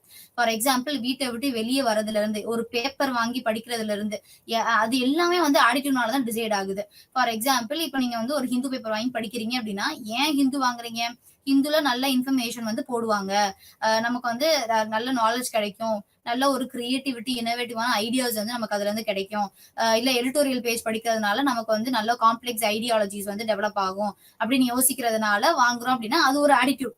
அந்த ஆட்டிடியூட் எப்படி கிரியேட் ஆயிருக்கும், மற்றவங்க சொல்றது மூலியமாவோ, இல்ல நம்மளே எக்ஸ்பீரியன்ஸ் பண்ணிருக்கிறது மூலியமாவோ, இல்ல 4-5 தடவை வந்து 4-5 பேப்பரை கம்பேர் பண்ணி வச்சுட்டு நானே ஃபைன் பண்ணியிருக்கேன், இதுதான் பெஸ்ட் அப்படின்னு ஃபைன் பண்ணியிருக்கேன். சோ அப்போ இப்படி இருக்கிறதுனாலதான் வந்து நம்ம ஆட்டிடியூட் வந்து ஃபார்ம் ஆகும். ஆட்டிடியூட் எப்படி ஃபார்ம் ஆகுது, இந்த பேப்பர் தான் பெஸ்ட் பேப்பர், இதை நம்ம வாங்கி படிச்சோம்னா எல்லா விதமான நியூஸும் நம்ம தெரிஞ்சுக்கலாம் அப்படின்னு படிக்கிறது தான், அது அப்படின்னு யோசிக்கிறது தான் ஆட்டிடியூட். ஸோ அப்போ ஒவ்வொரு இடத்துலயும் ஒவ்வொரு கட்டத்திலயுமே வந்து நம்மளோட ஆட்டிடியூட் தான் நம்மள வந்து செயல்படவே வைக்கும். ஸோ அப்ப இது எப்படி ஆகுது அப்படின்னா 3 விதமா செயல்பட வைக்குது. ஃபர்ஸ்ட் வந்து காக்னிஷன், கீழே இருக்கு இல்லையா அந்த பிக்சர் பாத்தீங்கன்னா தெரியும். காக்னிஷன்ன்றது வந்து நம்ம என்ன யோசிக்கிறோம் அப்படின்றது வந்து மெயின் ரோல் பிளே பண்ண ஆட்டிடியூட்ல. அதாவது இப்ப அந்த பேப்பர் வாங்குறீங்க அப்படின்னா அந்த பேப்பர் வந்து எதனால உங்களுக்கு பிடிக்குது, எதனால வாங்குறீங்க, டெய்லியும் அதுல ஒரு இன்வெஸ்ட்மெண்ட்டை ஏன் போடுறீங்க அப்படின்னா அதுல எனக்கு தேவையான இன்ஃபர்மேஷன்ஸ் கிடைக்குது நான் நம்புறேன். அப்ப அந்த தேவையான இன்ஃபர்மேஷன்ஸை நான் உள்வாங்கி வெளி உலகத்துல போய் நான் இன்டராக்ட் பண்ணும்போது என்னால பெட்டரா இன்டராக்ட் பண்ண முடியுது. சோ அப்ப நானும் ஒரு நாலேஜபிளான பர்சனா இருக்கேன். சோ அப்ப அந்த என்னோட காம்பினேஷன்ஸ் எப்படி ஆகுது, இம்ப்ரூவ் ஆகுது, என்னோட செல்ஃப் ஐடென்டிட்டியும் வந்து இம்ப்ரூவ் ஆகுது. இம்ப்ரூவ் ஆகுறதுனால இந்த பேப்பர் தான் பெஸ்ட், இதுலதான் எனக்கான நாலேஜ் வந்து கிடைக்கும் அப்படின்னு நான் யோசிக்கிறேன். இது காக்னிஷன். அஃபெக்ட் என்னவா இருக்கு அப்படின்னா, அஃபெக்ட்னா என்னன்னா ஃபீலிங்ஸ். யூஸ்வலி வந்து பாசிட்டிவாவும் இருக்கும், நெகட்டிவாவும் இருக்கும் அந்த ஃபீலிங்ஸ். சோ அப்போ இப்போ இந்த பேப்பர் வந்து எனக்கு பாசிட்டிவான ரெஸ்பான்சஸ் தான் நான் வாங்குறதுனால கொடுக்குது. அப்ப என்ன ஆகும், எனக்கு வந்து பாசிட்டிவான ஃபீலிங்ஸ் தான் இருக்கும், மத்த பேப்பர்ஸ்க்கு நெகட்டிவான ஃபீலிங்ஸ் இருக்கும். இதெல்லாம் வேண்டாம், இது வந்து அவ்வளவா எனக்கு நாலேஜ் வந்து இதுல கெயின் பண்ண முடியாது, இதுல இந்த பேப்பர், இந்த பர்டிகுலர் பேப்பர்ல மட்டும்தான் எனக்கு வந்து நாலேஜ் கெயின் பண்ண முடியும் அப்படின்னு நம்ம யோசிக்கிறது வந்து அஃபெக்ட். அடுத்து பிஹேவியர் என்னவா இருக்கு, அந்த பாசிட்டிவா யோசிச்சோம் அப்படின்னா அந்த பிஹேவியர்ல என்கேஜ் ஆகும், நெகட்டிவா யோசிச்சோம் அப்படின்னா அதுல இருந்து அவாய்ட் ஆகி போகும். சோ அப்ப இங்க வந்து பாசிட்டிவா இருக்கு, எனக்கு வந்து நாலேஜ் வந்து இதுலதான் கிடைக்கும்னு தோன்றதுனால என்ன பண்றேன், மந்த்லி அந்த பேப்பருக்கான ஒரு இன்வெஸ்ட்மெண்ட்டை போடுறேன், டெய்லி அந்த பேப்பர் வாங்கி படிக்கிறேன். இது பிஹேவியர். இதே இது நெகட்டிவா இருக்கு அப்படின்னா மத்த பேப்பர்ஸை அவாய்ட் பண்ணிடுறேன். ஏன்னா ஒரு நாள் வந்து அந்த பேப்பர் எனக்கு கிடைக்கல அப்படின்னா நான் மத்த பேப்பர்ஸை படிக்கவே மாட்டேன். ஏன்னா எனக்கு அதுல வந்து பெருசா வந்து ஈடுபாடு கிடையாது மத்த பேப்பர் படிக்கிறதுல. ஸோ அப்ப என்ன பண்றேன், பிஹேவியர்ல வந்து நான் அவாய்ட் பண்றேன். நெகட்டிவா எனக்கு எமோஷன்ஸ் இருக்கு அப்படின்னா நான் அவாய்ட் பண்ணிடுறேன். ஸோ அப்ப இந்த 3 விதமா தான் வந்து ஆட்டிடியூட் ஆகும். ஆட்டிடியூட பொறுத்து தான் நம்மளோட சிந்தனை இருக்கு, நம்மளோட இமோஷன்ஸ், ஃபீலிங்ஸ் இருக்கு, நம்மளோட பிஹேவியர். இது 3மே வந்து ஆட்டிடியூட வச்சு தான் ஆக்ட் ஆகுது அப்படின்னு சொல்லுவாங்க. அடுத்து எப்படி இந்த ஆட்டிடியூட் வந்து உருவாகுது அப்படின்றத பார்ப்போம். இது ரொம்ப இன்ட்ரெஸ்டிங்கா இருக்கும். ஃபர்ஸ்ட் வந்து என்ன அப்படின்னா மியர் எக்ஸ்போஷர், வெறும் வெளிப்பாடு. மியர் எக்ஸ்போஷர்னா என்ன அப்படின்னா அது அந்த இடத்துல நம்ம இருந்து அனுபவப்படுறதா வந்து மியர் எக்ஸ்போஷர். ஃபார் எக்ஸாம்பிள், இப்போ ஏதோ ஒரு பர்டிகுலர் விஷயத்த குறிச்சு நீங்க ரொம்ப பாசிட்டிவா யோசிக்கிறீங்க, இல்ல அந்த விஷயமே என்னன்னு தெரியல. ஃபார் எக்ஸாம்பிள், இப்போ ஃப்ரெண்ட்ஷிப்ஸ்ல வந்து எப்படி இருக்கிறவங்க எனக்கு ஃப்ரெண்டா வரணும் அப்படின்றதே எனக்கு தெரியல, ஐடியாவே இல்ல. புதுசா வந்து காலேஜ் போறோம், college first year of college, அங்க வந்து ஒரு 50-60 ஸ்டூடெண்ட்ஸ் உட்காந்துருக்காங்க அப்படின்னா அந்த இடத்துல யாரோட எனக்கு ஃப்ரெண்ட்ஷிப்ஸ் வந்து உருவாக்குறதுக்கான ஒரு சூழல் அதிகமா இருக்கும்னா, நான் எந்த கிளாஸ்ல படிக்கிறேனோ அந்த கிளாஸ்ல தான் எனக்கு வந்து ஃப்ரெண்ட்ஸ் வந்து பிடிக்கிறதுக்கான சூழலும் அதிகமா இருக்கும்.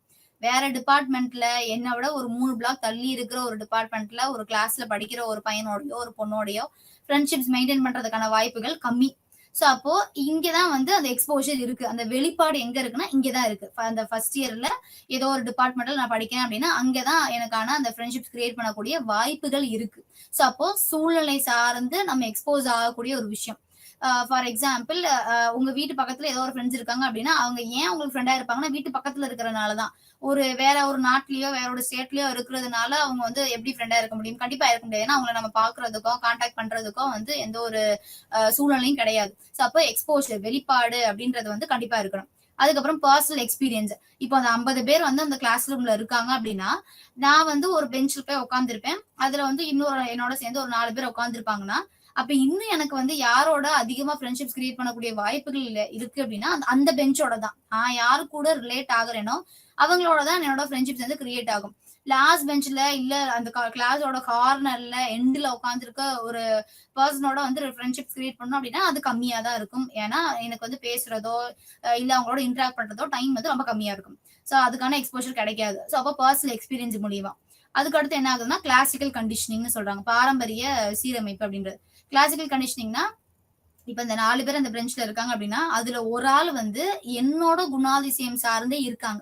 சிமிலியர் கேரக்டரிஸ்டிக்ஸ்னு சொல்லுவோம். ஃபார் எக்ஸாம்பிள், நான் ஒரு நல்லா படிக்கிற பொண்ணு, கொஞ்சம் ஆம்பிஷியஸா இருக்கும், கிளாஸுக்கு வரோம் அப்படின்னா ப்ராப்பரா வந்து கிளாஸ் லிசன் பண்ணணும், நோட்ஸ் எடுக்கணும் அப்படின்னு யோசிக்கிறேன்னா பக்கத்துல இருக்க பொண்ணும் பையனும் அதே மாதிரி யோசிக்கிறாங்கன்னா அவங்களோட தான் ரிலேட் ஆகும்.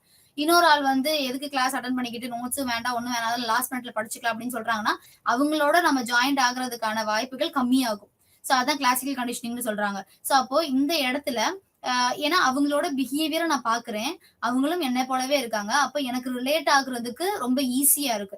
ஈஸியா இருக்கிறதுனால நான் நிறைய எஃபர்ட் போடணும், என்னோட பிலீஃபை நான் மாத்தணும்ன்ற அவசியம் கிடையாது. ஆமா, எதுக்கு நோட்ஸ் எடுத்துக்கிட்டு நம்ம சும்மாவே உட்காந்துக்கலாமே, அவங்கள மாதிரி என் பிலீஃபை மாத்த வேண்டிய அவசியம் கிடையாது. என் பிலீஃப் என்னவா இருக்கு, டெய்லி நோட்ஸ் எடுத்து படிச்சாதான் வந்து ப்ராப்பரா நம்ம மார்க் எடுக்க முடியும், அதுக்கு தான் காலேஜ் வந்திருக்கோம் அப்படின்ற பிலீஃப் இருக்குன்னா அதே மாதிரி இருக்கிறவங்களோட ஒருத்தவங்களோட ஒன்றி போறதுக்கு வந்து எனக்கு எந்த விதமான ஒரு ஒரு மென்டல் டிஸ்டர்பன்சஸோ டிஸ்சோனன்ஸோ ஸ்ட்ரெஸ்ஸோ வராது.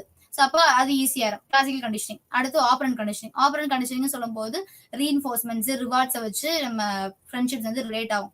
இப்போ வந்து என்ன ஆயிருதுன்னா நல்லா படிக்கிற ஒரு பையனோடைய பொண்ணோடைய ஜாயிண்ட் ஆகாம நல்லா படிக்காத ஒரு பொண்ணோடைய பையனோடைய ஜாலியா இருக்கணும்னு யோசிப்பாங்க இல்லையா, அவங்களோட போய் நம்ம ஜாயிண்ட் ஆயிடுறோம் அப்படின்னா பட் என்னோட பிலீஃப் நம்மளோட பிலீஃப் எப்படி இருக்கு, ஒரு ஆம்பிஷியஸா இருக்கு, அவங்களோட பிலீஃப் வந்து ஜாய்ஃபுல் நேச்சரா இருக்கு. சோ அப்ப இந்த இடத்துல நானும் ஜாய்ஃபுல்லா மாறிடுறேன். அது என்னோட பிலீஃப் டிஸ்டன்ஸ் மாத்தி மாறின பிறகு அதோட ரிசல்ட் என்னவா இருக்கு, எக்ஸாமுக்கு அப்புறம் ஃபெயில் ஆயிடுறோம்னு வச்சுக்கோங்களேன்.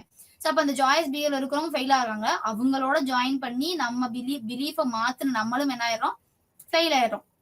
இப்ப இந்த இடத்துல உங்களுக்கு வந்து ரிசல்ட் என்னவா இருக்குன்னா நெகட்டிவா இருக்கு, நெகட்டிவ் பனிஷ்மெண்ட் மாதிரி இருக்கு. ஓகே, ஒரு டைப் ஆஃப் கண்டிஷனிங் தான் வந்து நெகட்டிவ் பனிஷ்மெண்ட்னு சொல்லுவோம் ஆப்பரண்ட் கண்டிஷனிங்ல. அது ஆல்ரெடி நம்ம பார்த்திருக்கோம். சோ அப்போ அந்த பனிஷ்மெண்ட் கிடைச்சிருது. கிடைச்சனால என்ன பண்றேன், ஐயோ இந்த குரூப்போட இருந்தோம்னா நமக்கு கண்டிப்பா வந்து தேற மாட்டோம் அப்படின்னு சொல்லிட்டு நான் வந்து நல்லா படிக்கிற குரூப்போட ஜாயின் பண்ணிக்கிறது. இல்லையா அவங்களையும் சேர்த்து மாத்துறது. நம்ம எல்லாருமே குரூப்பாவே மாறுறது. நம்ம வந்து ரொம்ப கம்மியா மார்க் எடுத்துட்டோம். இனியாவது வந்து நோட்ஸ் எடுத்துட்டு ப்ராப்பரா கிளாஸ் லிசன் பண்ணி நம்ம மார்க் வந்து ஸ்கோர் பண்ண பார்க்கலாம் அப்படின்னு யோசிக்கிறது வந்து கண்டிஷனிங். அதாவது நம்மளோட பிஹேவியல் ரெஸ்பான்சஸ் இருக்கு இல்லையா, என்விரான்மெண்டல் ரெஸ்பான்சஸ், நம்ம செய்யக்கூடிய செயல்னால வரக்கூடிய ரெஸ்பான்ஸ் அது எங்க இருந்து வரும், சுற்றுச்சூழல்ல இருந்து வரும், என்விரான்மெண்ட்ல இருந்து வரும். சோ அப்ப அந்த ரெஸ்பான்சஸ நம்ம உள்வாங்கி இது பண்ணா சரியா வருமா வராதா, நம்ம கோலுக்கு இது வந்து உதவுமா உதவாதா, எந்த பாதையை நோக்கி போயிட்டு இருக்கோம் அப்படின்னு சொல்லிட்டு நம்ம நாமளே வந்து செல்ஃப் இவாலுவேட் பண்றதுக்கு யூஸ் ஆகும் இந்த ஆப்பரண்ட் கண்டிஷனிங். சோ அப்ப இது மூலியமாவும் நம்மளோட ஆட்டிடியூட் ஃபார்ம் ஆகும். அப்ப இந்த இடத்துல என்னோட ஆட்டிடியூட் எப்படி ஃபார்ம் ஆகுது, படிச்சாதான் காலேஜ்ல மார்க் எடுக்க முடியும் போல, பிலிம்ஸ்ல காமிக்கிறது மாதிரி படிக்காம சும்மா வந்து போனோம் அப்படின்னா காலேஜ்ல மார்க் எடுக்க முடியாது அப்படின்ற ஒரு ஆட்டிடியூட் வந்து நான் பர்சனலா கத்துக்கிட்டு ஆப்பரண்ட் கண்டிஷனிங் மூலியமா எனக்கு ஒரு அடி வந்துருச்சு, அந்த அடினால நான் கத்துக்கிட்டேன் அப்படின்னு யோசிக்கிறது. இது one type of attitude formation. அடுத்து அப்சர்வேஷனல் லேர்னிங். இப்ப நான் வந்து அப்சர்வேஷனல் லேர்னிங்னா மத்தவங்க இப்ப இந்த விஷயங்கள் எல்லாமே வந்து வேற ஏதோ ஒரு குரூப்புக்கு வேற ஏதோ ஒரு கேங்குக்கு நடந்துருச்சு. அந்த கேங் அப்சர்வ் பண்றது மூலியமா நான் ஒரு ஆவரேஜ் லெவல்ல பாஸ் ஆயிருக்கேன். ஆனா அந்த கேங் வந்து ஜாய்ஃபுல்லா இருந்துட்டு ஃபெயில் ஆயிட்டாங்க. அப்ப நான் என்ன யோசிக்கிறேன், பாக்குறது மூலியமாவே கத்துக்கிறேன். ஐயோ நம்ம ஜாய்ஃபுல்லா இருந்தோம் அப்படின்னா கண்டிப்பா வந்து ஃபெயில் ஆக முடியாது. நெக்ஸ்ட் டைம் வந்து கண்டிப்பா நம்ம எஃபர்ட் போட்டணும். எஃபர்ட் போட்டாதான் நம்ம பாஸ் ஆக முடியும் அப்படின்றது மத்தவங்கள அப்சர்வ் பண்றது மூலியமா நான் கத்துக்கிறேன். இது அப்சர்வேஷனல் லேர்னிங். சோ அப்ப இந்த இடத்துல நான் என்ன ஐடென்டிஃபை பண்றேன்னா, அவங்களுக்கு அப்படி நடந்துச்சு, நமக்கு நடந்துடக்கூடாது. நடந்துடக்கூடாதுன்னா அவங்க செஞ்ச தப்ப நம்ம செய்யக்கூடாது அப்படின்னு யோசிக்கிறது ஒன் டைப் ஆஃப் ஆட்டிடியூட். அப்ப இந்த வகையில தான் வந்து நம்மளோட ஆட்டிடியூட் வந்து ஃபார்ம் ஆகும். இதை பேஸ் பண்ணி தான் நம்மளோட பிஹேவியர்ஸ் இருக்கும்னு சொல்றாங்க. அடுத்து வந்து நமக்கு நிறைய வந்து ஆட்டிடியூட் பத்தி படிக்கும்போது டவுட்ஸ் வரும். நீங்க இன்டெப்தா வந்து புக்ஸ் எடுத்து படிக்கும்போது உங்களுக்கே அந்த டவுட்ஸ் வரும். ஆட்டிடியூடுக்கும் ஒப்பீனியனுக்கும் பிலீஃபுக்கும் என்ன வித்தியாசம் அப்படின்றது.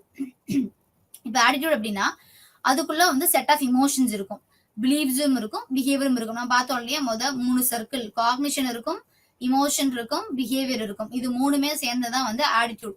ஒரு விஷயத்தை குறிச்சு இது 3 வகையிலையும் சிந்திச்சு செயல்படக்கூடிய ஒரு விஷயம் ஆட்டிடியூட். ஒப்பீனியன்றது வந்து நம்மளோட கருத்து, பெர்ஸ்பெக்டிவ்னு சொல்லுவோம். ஏதோ ஒரு விஷயத்த வந்து இது எப்படி இது பண்ணலாமா, இது சரியா வருமானு உங்கள்கிட்ட கேட்கறாங்க அப்படின்னா, இல்ல இப்படி பண்ண முடியாது, இப்படித்தான் பண்ணணும் அப்படின்றது வந்து உங்களோட கருத்து. அந்த கருத்து எதை வச்சு ஃபார்ம் ஆயிருக்கும்னா ஆட்டிடியூட வச்சு ஃபார்ம் ஆயிருக்கும். ஓகேயா, நம்மளோட கருத்து வந்து ஆட்டிடியூட வச்சு ஃபார்ம் ஆயிருக்கும். ஆட்டிடியூட வச்சு கருத்து ஃபார்ம் ஆகியிருக்காது. சோ அப்போ ஃபர்ஸ்ட் நமக்கு வரது வந்து ஆட்டிடியூட் ஃபார்ம் ஆனாதான் கருத்தே வரும். ஒரு விஷயத்தை குறிச்சு நம்ம இப்படி பண்ணலாம் பண்ண முடியாதுன்னு எப்படி சொல்லலாம்னா, அந்த விஷயத்தை குறிச்சு ஒரு நாலேஜ் நமக்கு இருந்து அது மூலியமா ஏதோ ஒரு பர்சனல் எக்ஸ்பீரியன்ஸோ காதால கேட்டதோ பார்த்ததோ வந்து ஃபார்ம் பண்ணி வச்சாதான் இப்படி பண்ணலாம் பண்ணக்கூடாதுன்னு சொல்ல முடியும்.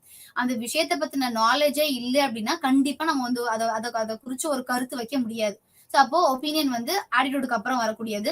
பிலீஃப்ன்றது வந்து என்னன்னா ஒரு நம்பிக்கை, கன்விக்ஷன், ஹோல்ட் டுவர்ட்ஸ் ஒன் திங்னு சொல்றாங்க. ஒரு விஷயத்தின் மீதான நம்பிக்கை. சோ அப்படின்னா இந்த நம்பிக்கை எப்ப வரும் அப்படின்னா ரிப்பீட்டட் எக்ஸ்போஷர் மூலியமா தான் வரும்.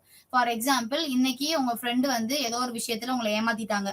நீங்க அவங்கள ரொம்ப நம்பிட்டு இருந்தீங்க, அந்த விஷயத்துல ஏமாத்திட்டாங்க அப்படின்னா, ஒரு டைம் ஏமாத்திருக்காங்க, அதனால வந்து அவ்வளவா பெரிய பாதிப்பு இருக்காது.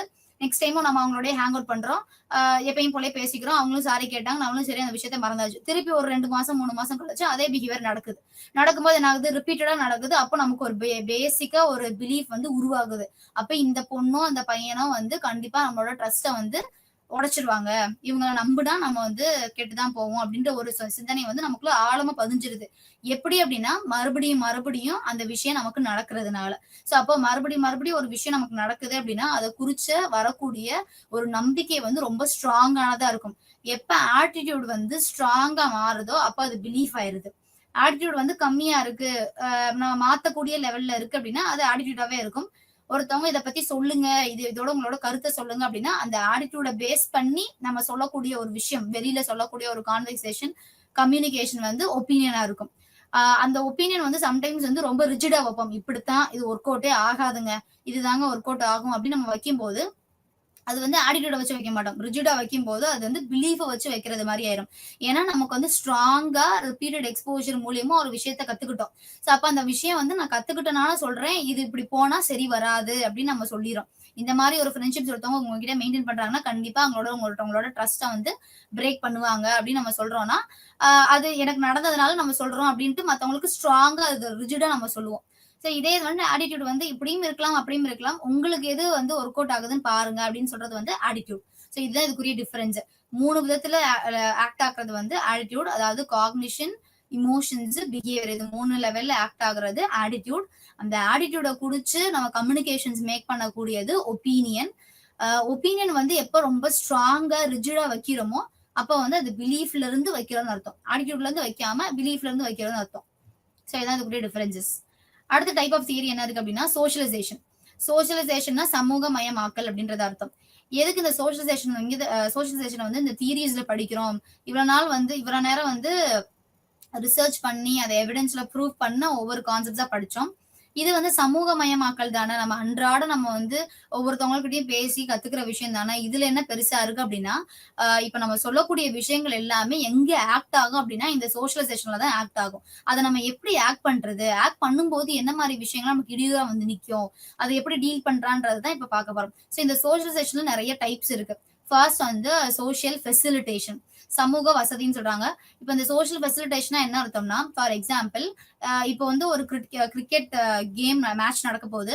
அது வந்து ஒரு ஸ்டேடியம்ல நடக்குது. ஸ்டேடியம்ல நடக்கும்போது என்ன ஆகும்னா சுத்தி வந்து ஒரு 5000 6000 ஒரு 10,000 பேர் இருக்காங்க அப்படின்னா அந்த மேட்சை பாக்குறதுக்கு வந்திருக்காங்க. அதுல வந்து ஒரு செட் ஆஃப் டீமுக்கு வந்து நிறைய ஆடியன்ஸ் இருக்காங்க, பாசிட்டிவா இருக்கிற மாதிரியான ஆடியன்ஸ் இருக்காங்க. ஃபார் எக்ஸாம்பிள் இப்ப இந்தியாவும் இன்னொரு ஒரு நாடும் வந்து விளையாடுறாங்க அப்படின்னா இந்தியாவோட ஃபேன்ஸ் வந்து ஆடியன்ஸ் வந்து அதிகமா இருக்காங்க அந்த ஸ்டேடியம்ல, மற்ற நாடோட ஃபேன்ஸ் வந்து கம்மியா இருக்காங்க. அது ஏதோ வந்து ஜியோகிராபிக்கல் இன்ஃபுளுன்ஸ்னால கூட அவங்க அவங்க ஊர்ல நடந்துச்சு அப்படின்னா ஆடியன்ஸ் கம்மியா இருக்கும், வேற ஊர்ல நடந்துச்சுன்னா வேற ஊரோட ஆடியன்ஸ் தான் அதிகமா இருக்கும். அப்ப ஜியோகிராபிக்கல் ஏரியானால கூட ஆயிருக்கலாம்.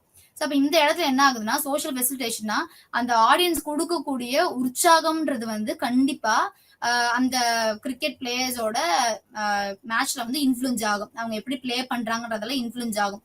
இதுல 2 விதமா இன்ஃபுளுன்ஸ் ஆகும். ஃபர்ஸ்ட் வந்து எப்படி இருக்குன்னா, இப்ப அந்த கிரிக்கெட் பிளேயர் வந்து நல்ல விளையாடக்கூடிய ஆட்கள், நிறைய மேட்ச் விளையாண்டுருக்காங்க, நிறைய இயர்ஸ் ஆஃப் எக்ஸ்பீரியன்ஸ் இருக்கு, நிறைய கத்து அதுல இருந்து தெளிவாகி நல்ல ஒரு ஸ்கில் ஓரியன்டான ஒரு பர்சன், கண்டிப்பா இவங்க ஜெயிச்சிருவாங்க அப்படின்னு வந்து அவங்களுக்கே அந்த ஒரு நம்பிக்கை இருக்கும். நம்ம இந்த மேட்ச் போனோம் அப்படின்னா இப்படி விளையாண்டோம் அப்படின்னா நமக்கு வந்து கண்டிப்பா வின் பண்ணக்கூடிய சான்சஸ் இருக்கு அப்படின்னு சொல்லிட்டு ஒரு ஐடியாலஜில ஆக்ட் ஆகக்கூடிய ஆளா இருந்தாங்க அப்படின்னா மற்றவங்க ஆடியன்ஸ் கொடுக்கக்கூடிய அந்த ஒரு ஜோஷ் வந்து கண்டிப்பா அவங்கள பாசிட்டிவா இன்ஃபுளுன்ஸ் பண்ணும். இன்னும் நம்ம நல்லா பண்ணணும், இன்னும் நல்லா நல்லா பண்ணணும் அப்படின்னு சொல்லிட்டு இன்ஃபுளுன்ஸ் பண்ணும்.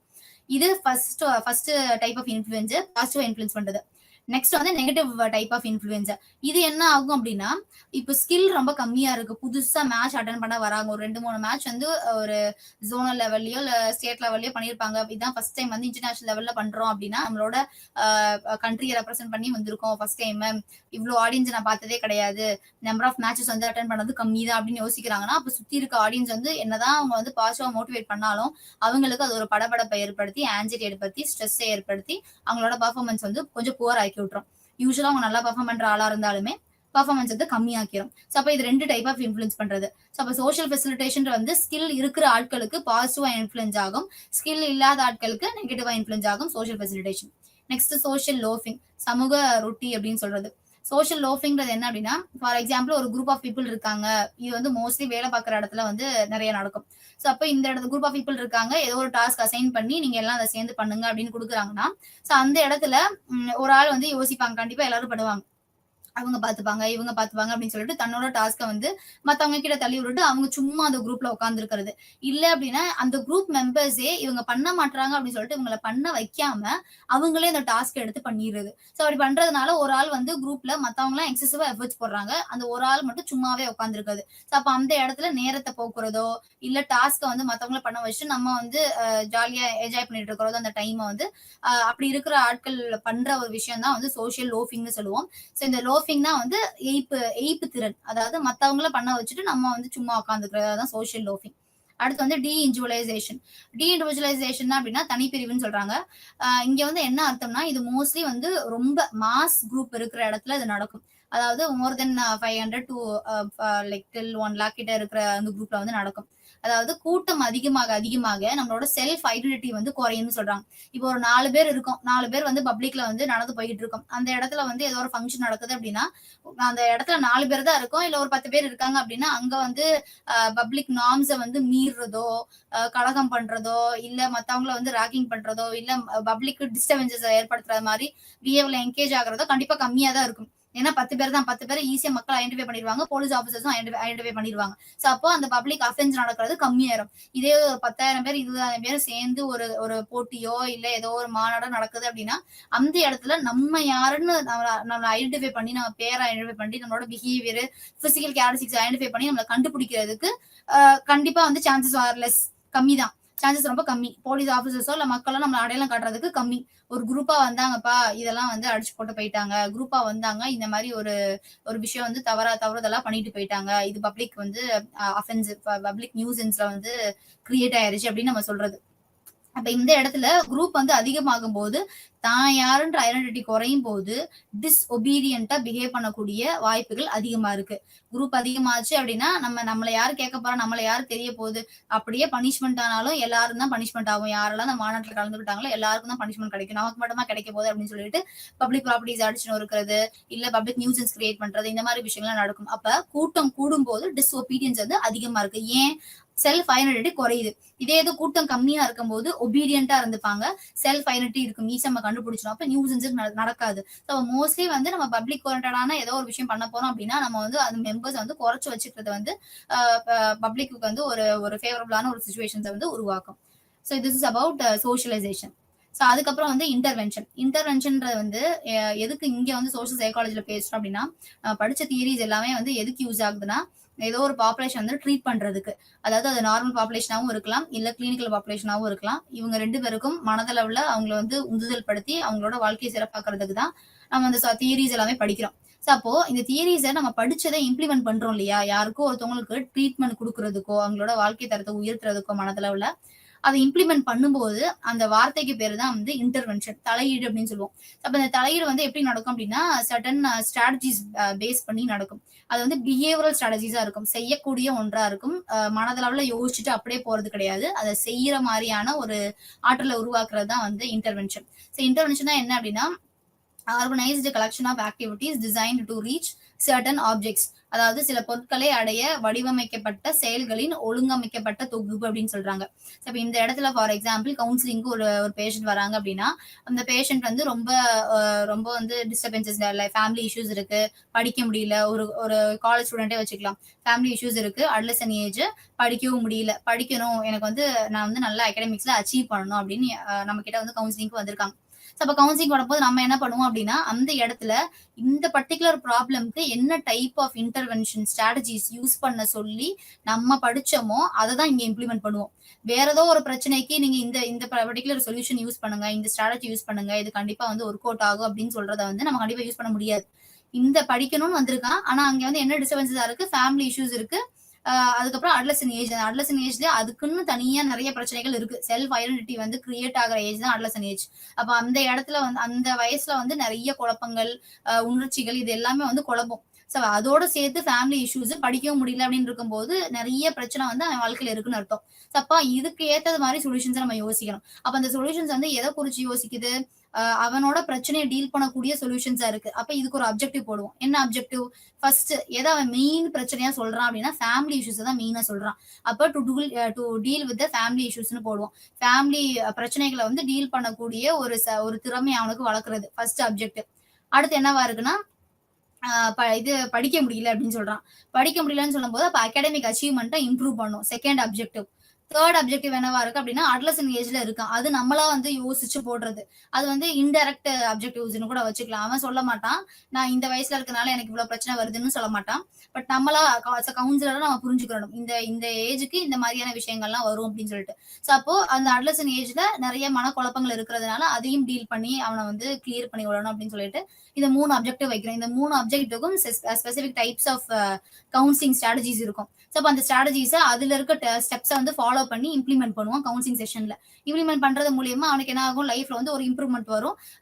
ஒரு நிறைய 2-3 செஷன்ஸ் அட்டன் பண்ணும்போது அவனுக்கு இம்ப்ரூவ்மெண்ட் வரும். கண்டிப்பா அவன் லைஃப்ல வந்து அந்த அப்ஜெக்டிவ்ஸை வந்து ஃபுல்ஃபில் பண்ணி லைஃப் வந்து இம்ப்ரூவ் ஆயிரும். ஸோ அதுதான் வந்து இன்டர்வென்ஷன் சொல்றது. ஸோ இதுல வந்து நிறைய ஸ்டெப்ஸ் இருக்கு எப்படி வந்து ஒரு இன்டர்வென்ஷன் ஸ்ட்ராட்டஜி இம்ப்ளிமெண்ட் பண்றது அப்படின்னா ஃபர்ஸ்ட் வந்து ஐடென்டிஃபைங் த ப்ராப்ளம், என்ன பிரச்சனைன்றதை கண்டுபிடிக்கணும். ஃபார் எக்ஸாம்பிள் இப்போ இந்த டீச்சிங் ப்ரொஃபஷன்ல இருக்கிறதுனால மோஸ்ட்லி வந்து ஸ்டூடெண்ட்ஸ் வந்து அகாடமிக் அச்சீவ்மெண்ட் கம்மியா ஏன் ஆகுது அப்படின்னா ஆன்சைட்டினால ஆகுது.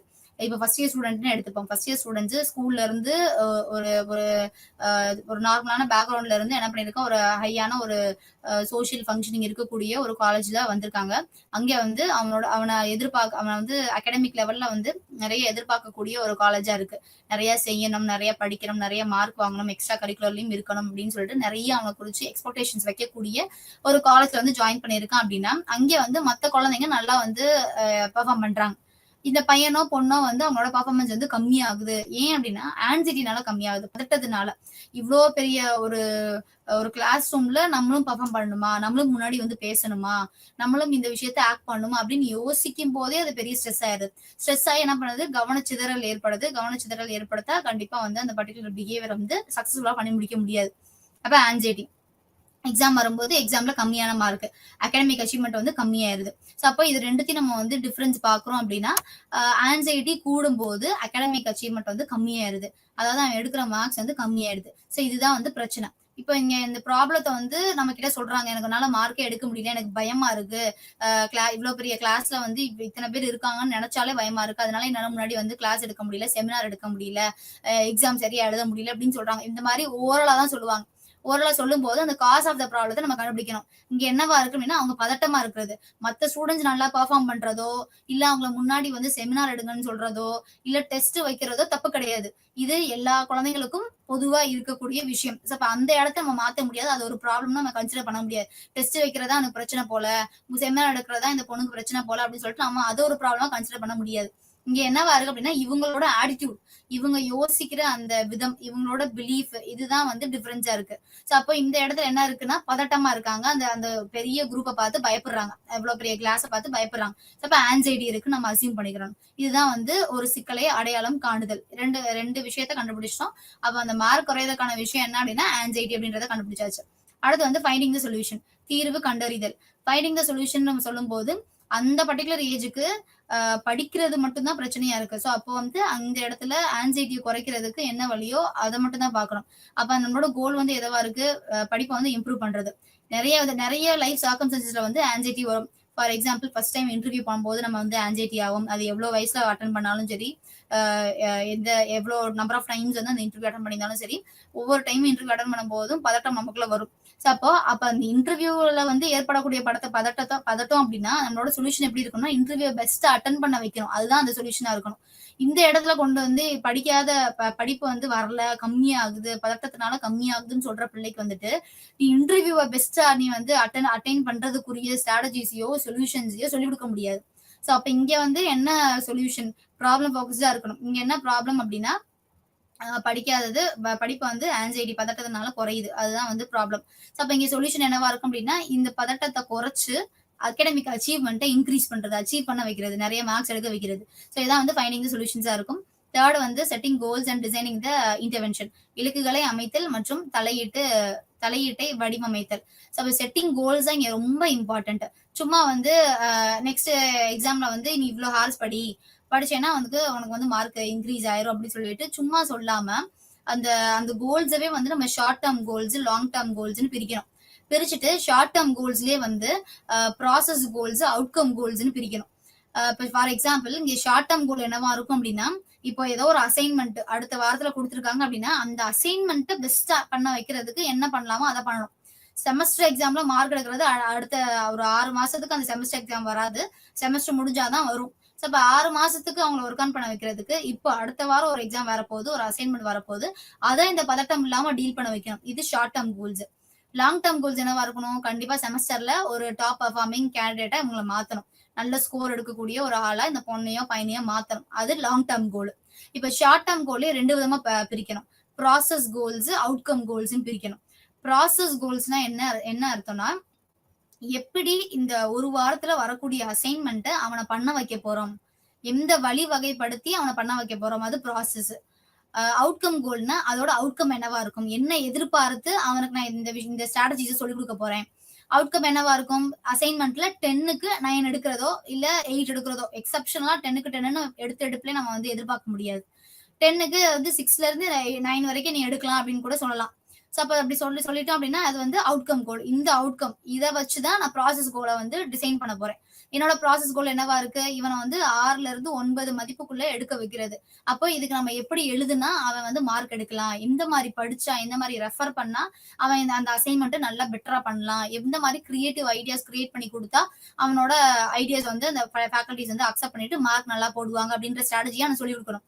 சொல்லி கொடுத்து அவனை கொஞ்சம் நம்பர் ஆஃப் ரிசோர்சஸை வந்து கலெக்ட் பண்ணி அவனை எஃபர்ட் போட்டு அந்த பர்டிகுலர் விஷயத்துல என்கேஜ் ஆக வைக்கிறேன் அந்த ஒரு வாரத்துக்கு. ஸோ அப்போ எப்போ வந்து பதட்டம் இருக்கும் அப்படின்னா, ஒரு விஷயத்தை பத்தி தெளிவா தெரியாம நமக்கு அதுக்கான ஒரு முழுமையான ஒரு அறிவு இல்லாம இருக்கும்போது தான் பதட்டம் வந்து அதிகமா இருக்கும். எந்த விஷயம் எப்போ வந்து தெரிய வருமோ, கொஞ்சம் கொஞ்சமா ஒரு விஷயத்தை பத்தி தெரிஞ்சுக்கிறோம் அப்படின்னா பதட்டமும் குறையும். அது பேர் வந்து ஃபெமிலரைஸ் பண்றதுன்னு சொல்லுவோம். ஃபெமிலரைசிங் த ஸ்டிமுலஸ்ன்னு சொல்றது. ஸோ ஆன்சைட்டி மோஸ்ட்லி ஒரு விஷயத்தை பிடிச்சி பதட்டமா இருக்கு, இப்ப ஸ்டேஜ் ஃபியர் இருக்கு அப்படின்னா, ஸ்டேஜ் ஃபியர் இருக்கிறவங்க வந்து ஸ்டேஜ்ல ஏத்தாம சொல்லி கொடுத்துக்கிட்டே இருக்க மாட்டாங்க. எப்படி ஸ்டேஜ்ல போய் பேசணும், எந்த மாதிரி வந்து ஆடியன்ஸை டீல் பண்ணணும்னு சொல்லிட்டு ஸ்டேஜ்ல ஏத்தாம சொல்லி கொடுத்துட்டே இருந்தோம்னா அது நோ யூஸ். ஸ்டேஜ்ல போய் கத்துக்கிறதா சொல்லுவாங்க. ஸோ அப்ப அந்த பர்டிகுலர் ஸ்டிமுலஸை வந்து ஃபெமிலரைஸ் பண்றோம். திருப்பி திருப்பி அவங்களுக்கு காமிக்கிறது மூலியமா பழகி போச்சு அப்படின்னா நமக்கு ஆன்சைட்டி இருக்காது. ஸோ அப்போ இந்த இடத்துல அந்த ப்ராசஸ் கோல்ஸ்ல என்னவா இருக்குன்னா அவனை பழக்கப்படுத்துறோம். திருப்பி திருப்பி அந்த பர்டிகுலர் அசைன்மெண்டோட டாபிக்கை வந்து படிச்சுக்கிட்டே இரு, அதை பத்தி ரெஃபர் பண்ணிக்கிட்டே இரு அப்படின்னு சொல்லிட்டு அதை திருப்பி திருப்பி சொல்லும் போது அதோட பதட்டம் குறையும். அது அவனுக்கு வந்து ஒரு லைட்டான சப்ஜெக்ட் மாதிரி ஆயிரும், பழகி போன ஒரு விஷயம் ஆயிரும், பதட்டம் குறைஞ்சிரும். அப்ப இது ஷார்ட் டேர்ம் கோல்ஸ் அட்டைன் பண்ணிட்டோம். அப்ப 10க்கு ஒரு 7 எடுத்துட்டாங்க அப்படின்னா அட்டைன் ஆயிருச்சு. அடுத்த ஷார்ட் டேர்ம் கோல் என்னவா இருக்கும், இன்டர்னல் 1. இன்டர்னல் 1ல நல்லா பர்ஃபார்ம் பண்ண வைக்கிறது. இதே மாதிரி ப்ராசஸ் கோல்ஸ், அவுட்கம் கோல்ஸ் இப்படி பாக்குறது. அதுக்கப்புறம் வந்து எக்ஸ்டர்னல் இது செமஸ்டர் எக்ஸாம்லயும் வந்து same times long term goals attain பண்ண போறோம். அப்ப இந்த number of short term goals எல்லாம் அட்டைன் பண்ணாதான் லாங் டேர்ம் கோல் வந்து லாஸ்ட் ஸ்டெப்பா இருக்கும். அப்ப இந்த லாஸ்ட் ஸ்டெப்புக்குமே வந்து முன்னாடி இத்தனை ஸ்டெப்பையும் அட்டைன் பண்ணணும்ன்றதையும் ஒரு ஒன் ஆஃப் த கிரைட்டீரியாவா வச்சிருக்கணும். ஒரு ஸ்டெப்பை ஸ்கிப் பண்ணிட்டு லாங் டேர்ம் கோலை நான் அட்டைன் பண்ண வைக்க போறேன் அப்படின்னா கண்டிப்பா முடியாது. அசைன்மெண்ட்டை நல்லா பண்ணாம அவன் எக்ஸாம் மட்டும் நல்லா பண்ணா அப்படின்னா செமஸ்டர்ல ரிசல்ட் வரும், ஆனா பர்சன்டேஜ் வந்து ப்ராப்பரா வராது. அப்ப அசைன்மெண்ட்டையும் சேர்த்து அவன் நல்லா பண்ணணும். ஸோ அப்ப இது எல்லாத்தையும் அச்சீவ் பண்ணாத லாங் டேர்ம் கோலுக்கு வந்து ஒரு ப்ராப்பரான ஒரு அச்சீவ்மெண்ட் இருக்கும். அப்ப இந்த கிரைட்டீரியாவையும் வச்சுட்டு அதே மாதிரி அந்த லாங் டேர்ம் கோல் இந்த செமஸ்டர்ன்றதை எப்படி அச்சீவ் பண்ண போறாங்க, ப்ராசஸ் கோல்ஸ், அவுட்கம் கோல்ஸ் ரெண்டுத்தையும் போட்டு நம்ம வந்து ஸ்ட்ராட்டஜிஸ் வந்து கோல்ஸ் வந்து செட் பண்ணணும். அதுக்கப்புறம் வந்து இம்ப்ளிமெண்டிங் த இன்டர்வென்ஷனை இம்ப்ளிமெண்ட் பண்றது. ஃபார் எக்ஸாம்பிள் இப்போ இந்த ஆன்சைட்டின்றது முழுமையா இருக்கு. இப்போ இந்த டெஸ்ட் எழுத போற ஒரு சுச்சுவேஷன்ஸை வந்து எப்படி நம்ம குறைக்கலாம் அப்படின்னா, அவனை வீட்டில் உட்காந்து டெஸ்ட் எழுதி பார்த்துட்டு நீ கிளாஸ்ல ஒரு 50-60 பேரோட உட்காந்து டெஸ்ட் எழுதுனா சொல்ல முடியாது. அவன் வந்து அந்த 50-60 பேரோட சேர்ந்து எழுதுறதுக்கு தான் பதட்டப்படுறான். மத்தவங்க நல்லா வந்து வேகமா பேப்பர் வாங்கி எழுதுறாங்க, நமக்கு எழுத முடியலையே அப்படின்னு அவன் பதட்டப்படுறான். அப்ப அவனை தனியா ஒரு ரூம்குள்ள உட்கார வச்சு எழுத வச்சுட்டே இருந்தான் அப்படின்னா கண்டிப்பா அந்த பதட்டம் குறையாது. அப்போ அந்த பர்டிகுலர் சுச்சுவேஷன்ஸை ஃபெமிலரைஸ் பண்ணணும். ஃபெமிலரைஸ் பண்ணோம்னா அந்த ஃபேக்கல்டிஸ்க்கு என்ன சொல்லலாம் அப்படின்னா, ஃப்ரீக்வெண்டா வந்து டெஸ்ட் வச்சுட்டே இருங்க, நிறைய நம்பர் ஆஃப் டெஸ்ட் வைங்க. அந்த அந்த இன்டர்னல் டெஸ்ட்டுக்கு முன்னாடியே ஒரு 4-5 டெஸ்ட் வச்சு அவங்கள டெஸ்ட் அப்படின்னா இப்படித்தான் இருக்கும், ஒரு டெஸ்ட் வைக்கிற என்விரான்மெண்ட் இப்படிதான் இருக்கும்னு சொல்லிட்டு அவங்களை பழக்கப்படுத்துங்க அப்படின்னு சொல்றது வந்து நம்மளோட இம்ப்ளிமெண்டிங் த இன்டர்வென்ஷன் ஸ்ட்ராட்டஜியா இருக்கலாம். அந்த இன்டர்வென்ஷனை எப்படி பண்ண போறோம் அப்படின்றது பதட்டத்தை குறைக்கணும். அப்ப இந்த ஷார்ட் டேர்ம் கோல் என்னவா இருக்கு, இன்டர்னல் எக்ஸாம் நல்லா பண்றது, படிக்க வச்சுட்டோம், அந்த டாபிக்கை பத்தி நல்லா ஃபெமிலரைஸ் பண்ண வச்சுட்டோம். பட் அந்த சுச்சுவேஷன்ல அவன் சுத்தி இருக்கிறவனை நினைச்சே பதட்டப்படுறான் என்னதான் படிச்சாலும். அப்ப என்ன ஆகுது, அந்த சுச்சுவேஷனை குறைக்கிறதுக்கு என்ன பண்றோம், அதுக்கு முன்னாடியே நிறைய தடவை இதே மாதிரி ஒரு டைம் வந்து ரிஹர்சல் பாக்குறோம், ஃபெமிலரைஸ் பண்றோம். எக்ஸாம் எழுதுற மாதிரியே ஒரு 4-5 செட்டப்பை கொண்டு வரோம். செட்டப்பை கொண்டு வந்தோம் அப்படின்னா ஃபெமிலரைஸ் ஆயிருவாங்க. கண்டிப்பா வந்து அந்த ரிஹர்சல் வந்து அவங்களுக்கு வந்து ஒரு பாசிட்டிவான ஒரு மோட்டிவேஷனை கொடுக்கும். அப்போ கண்டிப்பா வந்து இன்டர்னல் டெஸ்ட் வந்து அட்லாஸ்ட் எழுதும் போது பதட்டமோ பயமோ இல்லாம அவங்க படிச்சதை எழுத முடியும். ஸோ இதான் வந்து இம்ப்ளிமெண்டிங் இன்டர்வென்ஷன் ஸ்ட்ராட்டஜிஸ். இப்படி கொஞ்சம் கொஞ்சமா பண்ணும்போது short term long term goals வந்து ஈஸியா அடைய முடியும். இது ஸ்டெப்ஸ். அடுத்து வந்து இவாலுவேஷன் பண்ணி முடிச்சதுக்கு அப்புறமே வந்து 2 டைப்ஸ் ஆஃப் இவாலுவேஷன் இருக்கு. Process evaluation, outcome evaluation. நம்ம கோல் வைக்கும் போதுமே ப்ராசஸ் கோல்ஸ், அவுட்கம் கோல்ஸ்னு வச்சிருக்கோம். இவாலுவேஷன்லயுமே வந்து ப்ராசஸ் இவாலுவேஷன், அவுட்கம் இவாலுவேஷன் 2 இருக்கு. ஸோ ப்ராசஸ் இவாலுவேஷன் என்ன அர்த்தம்னா மதிப்பீடுன்னு அர்த்தம். ஸோ இங்க வந்து determine whether the programme reach its target audience. அதாவது டார்கெட் ஆடியன்ஸ் யாரு, நம்ம கிட்ட கவுன்சிலிங் வந்து ஒரு பையன், அந்த பையனுக்கு நம்ம என்ன நினைச்சு இந்த ப்ரோக்ராம் இந்த இன்டர்வென்ஷனை செய்யணும்னு நினைச்சோமோ அதை அடைஞ்சிட்டோமா. செயல்முறை மதிப்பீடு, அதாவது இந்த விஷயங்கள் நம்ம பண்ணணும்னு நினைச்சோம், அவனை short term goals 5, long term கோல் 1, இதை போட்டு இந்த ஷார்ட் டேர்ம் கோலா இதை அடையிறதுக்கு ப்ராசஸ் கோல், அவுட்கம் கோல், இது ஒவ்வொன்றுக்கும் நம்ம வந்து ஸ்ட்ராட்டஜி இதை போட்டு அவனுக்கு கொடுத்தோம். இது எல்லாத்தையுமே அவங்களால கொடுக்க முடிஞ்சா, செஷன்ஸ்குள்ள கம்ப்ளீட் பண்ண முடிஞ்சுச்சா, டைம் வைஸ் பாக்குறது தான் வந்து ப்ராசஸ் எவாலுவேஷன். நம்மளால அந்த பர்டிகுலர் விஷயத்த முறையா செயல்படுத்த முடிஞ்சுச்சா அப்படின்னு பாக்குறது ப்ராசஸ் எவாலுவேஷன். அடுத்து வந்து அவுட்கம் எவாலுவேஷன். அவுட்கம் எவாலுவேஷன்ன்றது வந்து ஹவ் வெல் அ ப்ரோக்ராம் மெட் இட்ஸ் அப்ஜெக்டிவ்ஸ்னு சொல்றது. இப்போ அந்த ப்ரோக்ராமோட அப்ஜெக்டிவ்ஸ் நம்ம முத பார்த்துட்டோம். எந்த அளவுக்கு அந்த பர்டிகுலர் பையனை பண்ண வச்சோம், எந்த அளவுக்கு நம்ம ரிசல்ட் கொடுத்துருக்கோம் அப்படின்னு பாக்குறதா வந்து அவுட்கம் எவாலுவேஷன். அப்ப இந்த இடத்துல அவன் வந்து அந்த அசைன்மெண்ட்ல 10க்கு 7 எடுத்தான்னு சொன்னோம் இல்லையா? அப்ப 7 எடுத்தோம் அப்படின்னா ஓரளவுக்கு மாடரேட் லெவல் ஆஃப் அச்சீவ்மெண்ட் வந்து இருந்திருக்கு. சோ அப்போ நம்ம எம்பசைஸ் பண்ண அந்த கோல்ஸ் வந்து அவன் அவன் போட்ட எஃபர்ட்ஸ் மூலியமா ரிஃப்ளெக்ட் ஆகிருக்கு. சோ அப்போ அதே மாதிரி கண்டினியூஸா இருக்கா? ஷார்ட் டேர்ம் கோல்ஸ் எல்லாத்துலயுமே அவன் அச்சீவ் பண்ணியிருக்கானா? லாங் டேர்ம் கோல்ஸ் எந்த அளவுக்கு அச்சீவ் பண்ணியிருக்கான்? அப்ப நம்ம வச்ச அப்ஜெக்டிவ்ஸ் வந்து ஒர்க் அவுட் ஆகியிருக்கா இல்லையா அப்படின்ட்டு பாக்குறது வந்து அவுட்கம் எவாலுவேஷன்.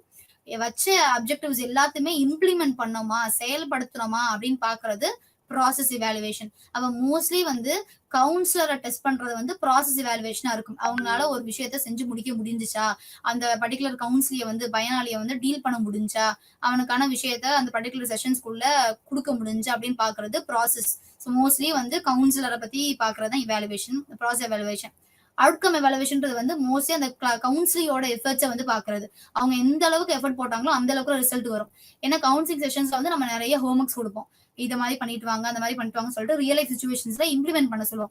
அப்ப அந்த ஹோம்ஒர்க் அவன் பண்ணாதான் ஃபெமிலரைஸ் ஆகி அந்த பர்டிகுலர் பிஹேவியர்ல இருந்து வெளியே வர முடியும். ஹோம்ஒர்க்கே பண்ணல, அவங்க எஃபர்ட்ஸே போடல, ஆனா செஷன்ஸ் மட்டும் அட்டன் பண்ணிட்டே இருக்காங்கன்னா கண்டிப்பா இம்ப்ரூவ்மெண்ட் வராது, ரிசல்ட் கொடுக்க முடியாது. அப்போ கிளையண்டோட கவுன்சிலியோட எஃபர்ட்ஸ், அவங்களோட திறமைகளை பார்க்கணும் அப்படின்னா அதுக்கு நம்ம அவுட்கம் இவாலுவேஷன் யூஸ் பண்ணலாம்.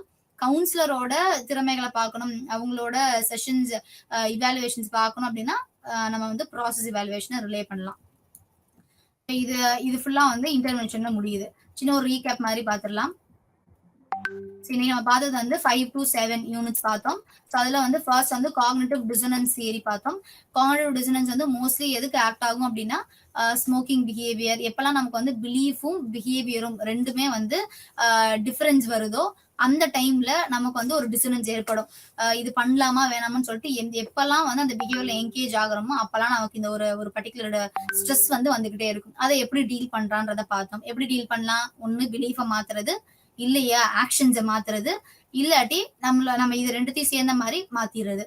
ஸோ இதான் வந்து டிசனன்ஸை வந்து ஸ்டாப் பண்ணக்கூடிய வழிவகைகள்.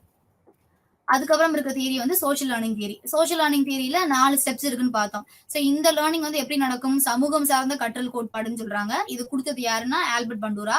இதுல வந்து 4 டைப்ஸ் இருக்கு. ஃபர்ஸ்ட் வந்து அட்டென்ஷன். எந்த விஷயம் லேர்ன் பண்றோமோ அதுக்கு முதல் அட்டென்ஷன் கொடுக்கணும், அந்த ஸ்டிமுலஸுக்கு ஃபோக்கஸ் கொடுக்கணும். செகண்ட் வந்து ரிட்டென்ஷன். ரிட்டென்ஷன்றது வந்து அந்த விஷயத்த ஃபோக்கஸ் கொடுத்தா மட்டும் பத்தாது, அதை ரீடைன் பண்ணணும். ரீடைன் எப்படி பண்றது? மனதளவுல மறுபடியும் அந்த விஷயத்தை யோசிச்சு ரிகர்ஸ் பண்ணிக்கிறது மூலியமா அந்த பர்டிகுலர் விஷயத்தை ரீடைன் பண்ணலாம்.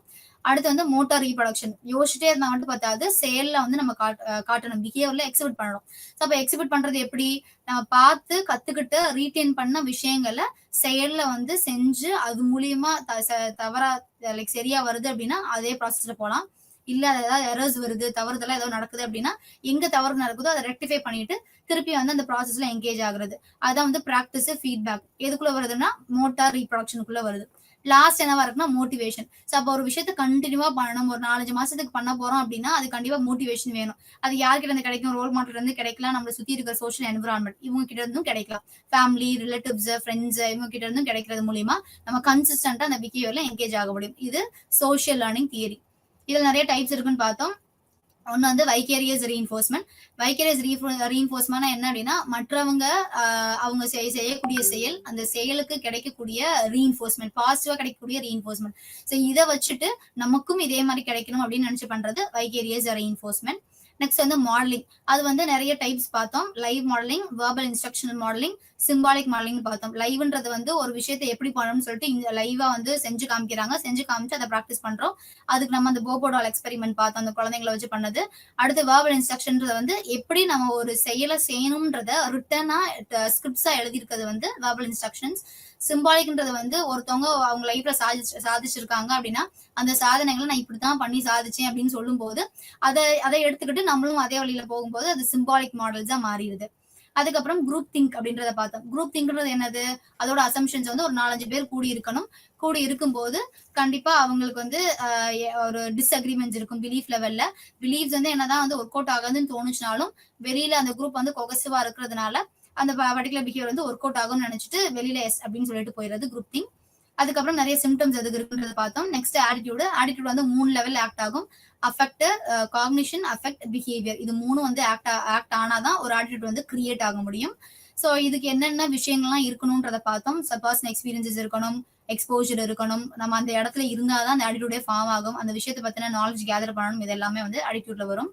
அதுக்கப்புறம் டிஃபரன்ஸ் பார்த்தோம். ஆட்டிடியூட், ஒப்பீனியன், பிலீஃப்குள்ள டிஃபரன்சஸ். நெக்ஸ்ட் வந்து சோஷியலைசேஷன். சோஷியலைசேஷன்ல என்ன பார்த்தோம் அப்படின்னா 3 types of socialisation. Social facilitation, loafing, deindividualisation. Facilitation வந்து பாசிட்டிவ் நெகட்டிவ் 2 விதமா ஆக்ட் ஆகுன்றத பார்த்தோம். சோஷியல் லோஃபிங்ன்றது வந்து மற்றவங்க கிட்ட வேலையை தள்ளி விட்டுட்டு அவங்க சும்மா உட்காரது இந்த குரூப்ல. டி இண்டிவிஜுவலைசேஷன் சொல்லும்போது ஒரு குரூப் ஆஃப் பீப்புள் முன்னாடி குரூப் ஆஃப் பீப்புள் இருக்கும்போது செல்ஃப் ஐடென்டிட்டி வந்து லேக் ஆகுது. ஸோ அப்போ அது மூலியமா டிஸ்ஒபீனியன்ட் பிஹேவியர்ல என்கேஜ் ஆகுறது சோஷியலைசேஷன். அடுத்து இன்டர்வென்ஷன் ஸ்ட்ராட்டஜிஸ். இன்டர்வென்ஷன் ஸ்ட்ராட்டஜிஸோட இம்பார்ட்டன்ஸ் பார்த்தோம். அதுல வரக்கூடிய டைப்ஸ், ஸ்டெப்ஸ் எல்லாம் பார்த்தோம். ஸோ இப்போ இதோட வந்து சோஷியலாஜிக்கல் தியரிஸ் வந்து முடியுது அப்படின்னா இம்பார்ட்டன்ட் தியரிஸ் எல்லாம் முடியுது. அதை எப்படி ப்ராக்டிஸ் பண்றதுன்றத வந்து நீங்க புக்ஸை ஒரு தடவை எடுத்து ரெஃபர் பண்ணீங்க அப்படின்னா உங்களுக்கு வந்து அந்த ஸ்ட்ராட்டஜிஸ் எப்படின்றத புரியும். இப்போ இன்டர்வென்ஷன் ஸ்ட்ராட்டஜிஸ் வந்து லாஸ்டா சொல்லியிருக்காங்க. பட் ஒவ்வொரு தியரிஸுமே வந்து எப்படி அப்ளை பண்றது, எப்படி அப்ரோச் பண்றது அப்படின்றத உங்களுக்கு ரீட் பண்ணாலே புரியும். நிறைய எக்ஸாம்பிள்ஸ் வச்சு படிக்கும்போது மார்க்ஸ் வந்து நீங்க அதிகமா ஸ்கோர் பண்ணலாம். ஃபார் எக்ஸாம்பிள் காக்னிட்டிவ் டிசனன்ஸ் தியரி இருக்கு அப்படின்னா அது ஸ்மோக்கிங் மட்டும் நான் சொன்ன எக்ஸாம்பிள் மட்டும் வைக்காம ரியல் லைஃப்ல நீங்க என்ன மாதிரி டிசனன்ஸ் எக்ஸ்பீரியன்ஸ் பண்றீங்க இதெல்லாம் பார்த்து நீங்க அப்சர்வ் பண்றது மூலியமா கண்டிப்பா உங்களுக்கு வந்து மார்க்ஸ் வந்து அதிகமா ஸ்கோர் பண்ணக்கூடிய சான்சஸ் இருக்கு. ஸோ இது வந்து யூனிட் 7ல இருந்து 8 வரைக்கும் பார்த்திருக்கோம். 5 to 7 வரைக்கும் பார்த்திருக்கோம். ஸோ நெக்ஸ்ட் வந்து இருக்கிற யூனிட்ஸ் வந்து அடுத்த கிளாஸஸ்ல பார்க்கலாம். ஸோ இதை வந்து கண்டினியூஸா ரிவைஸ் பண்ணிட்டே இருங்க. அதுக்கப்புறம் வந்து ஆல்ரெடி பார்த்த ரிசர்ச் மெத்தட்ஸையும் கொஞ்சம் ரிவைஸ் பண்ணிக்கோங்க. நன்றி, வணக்கம்.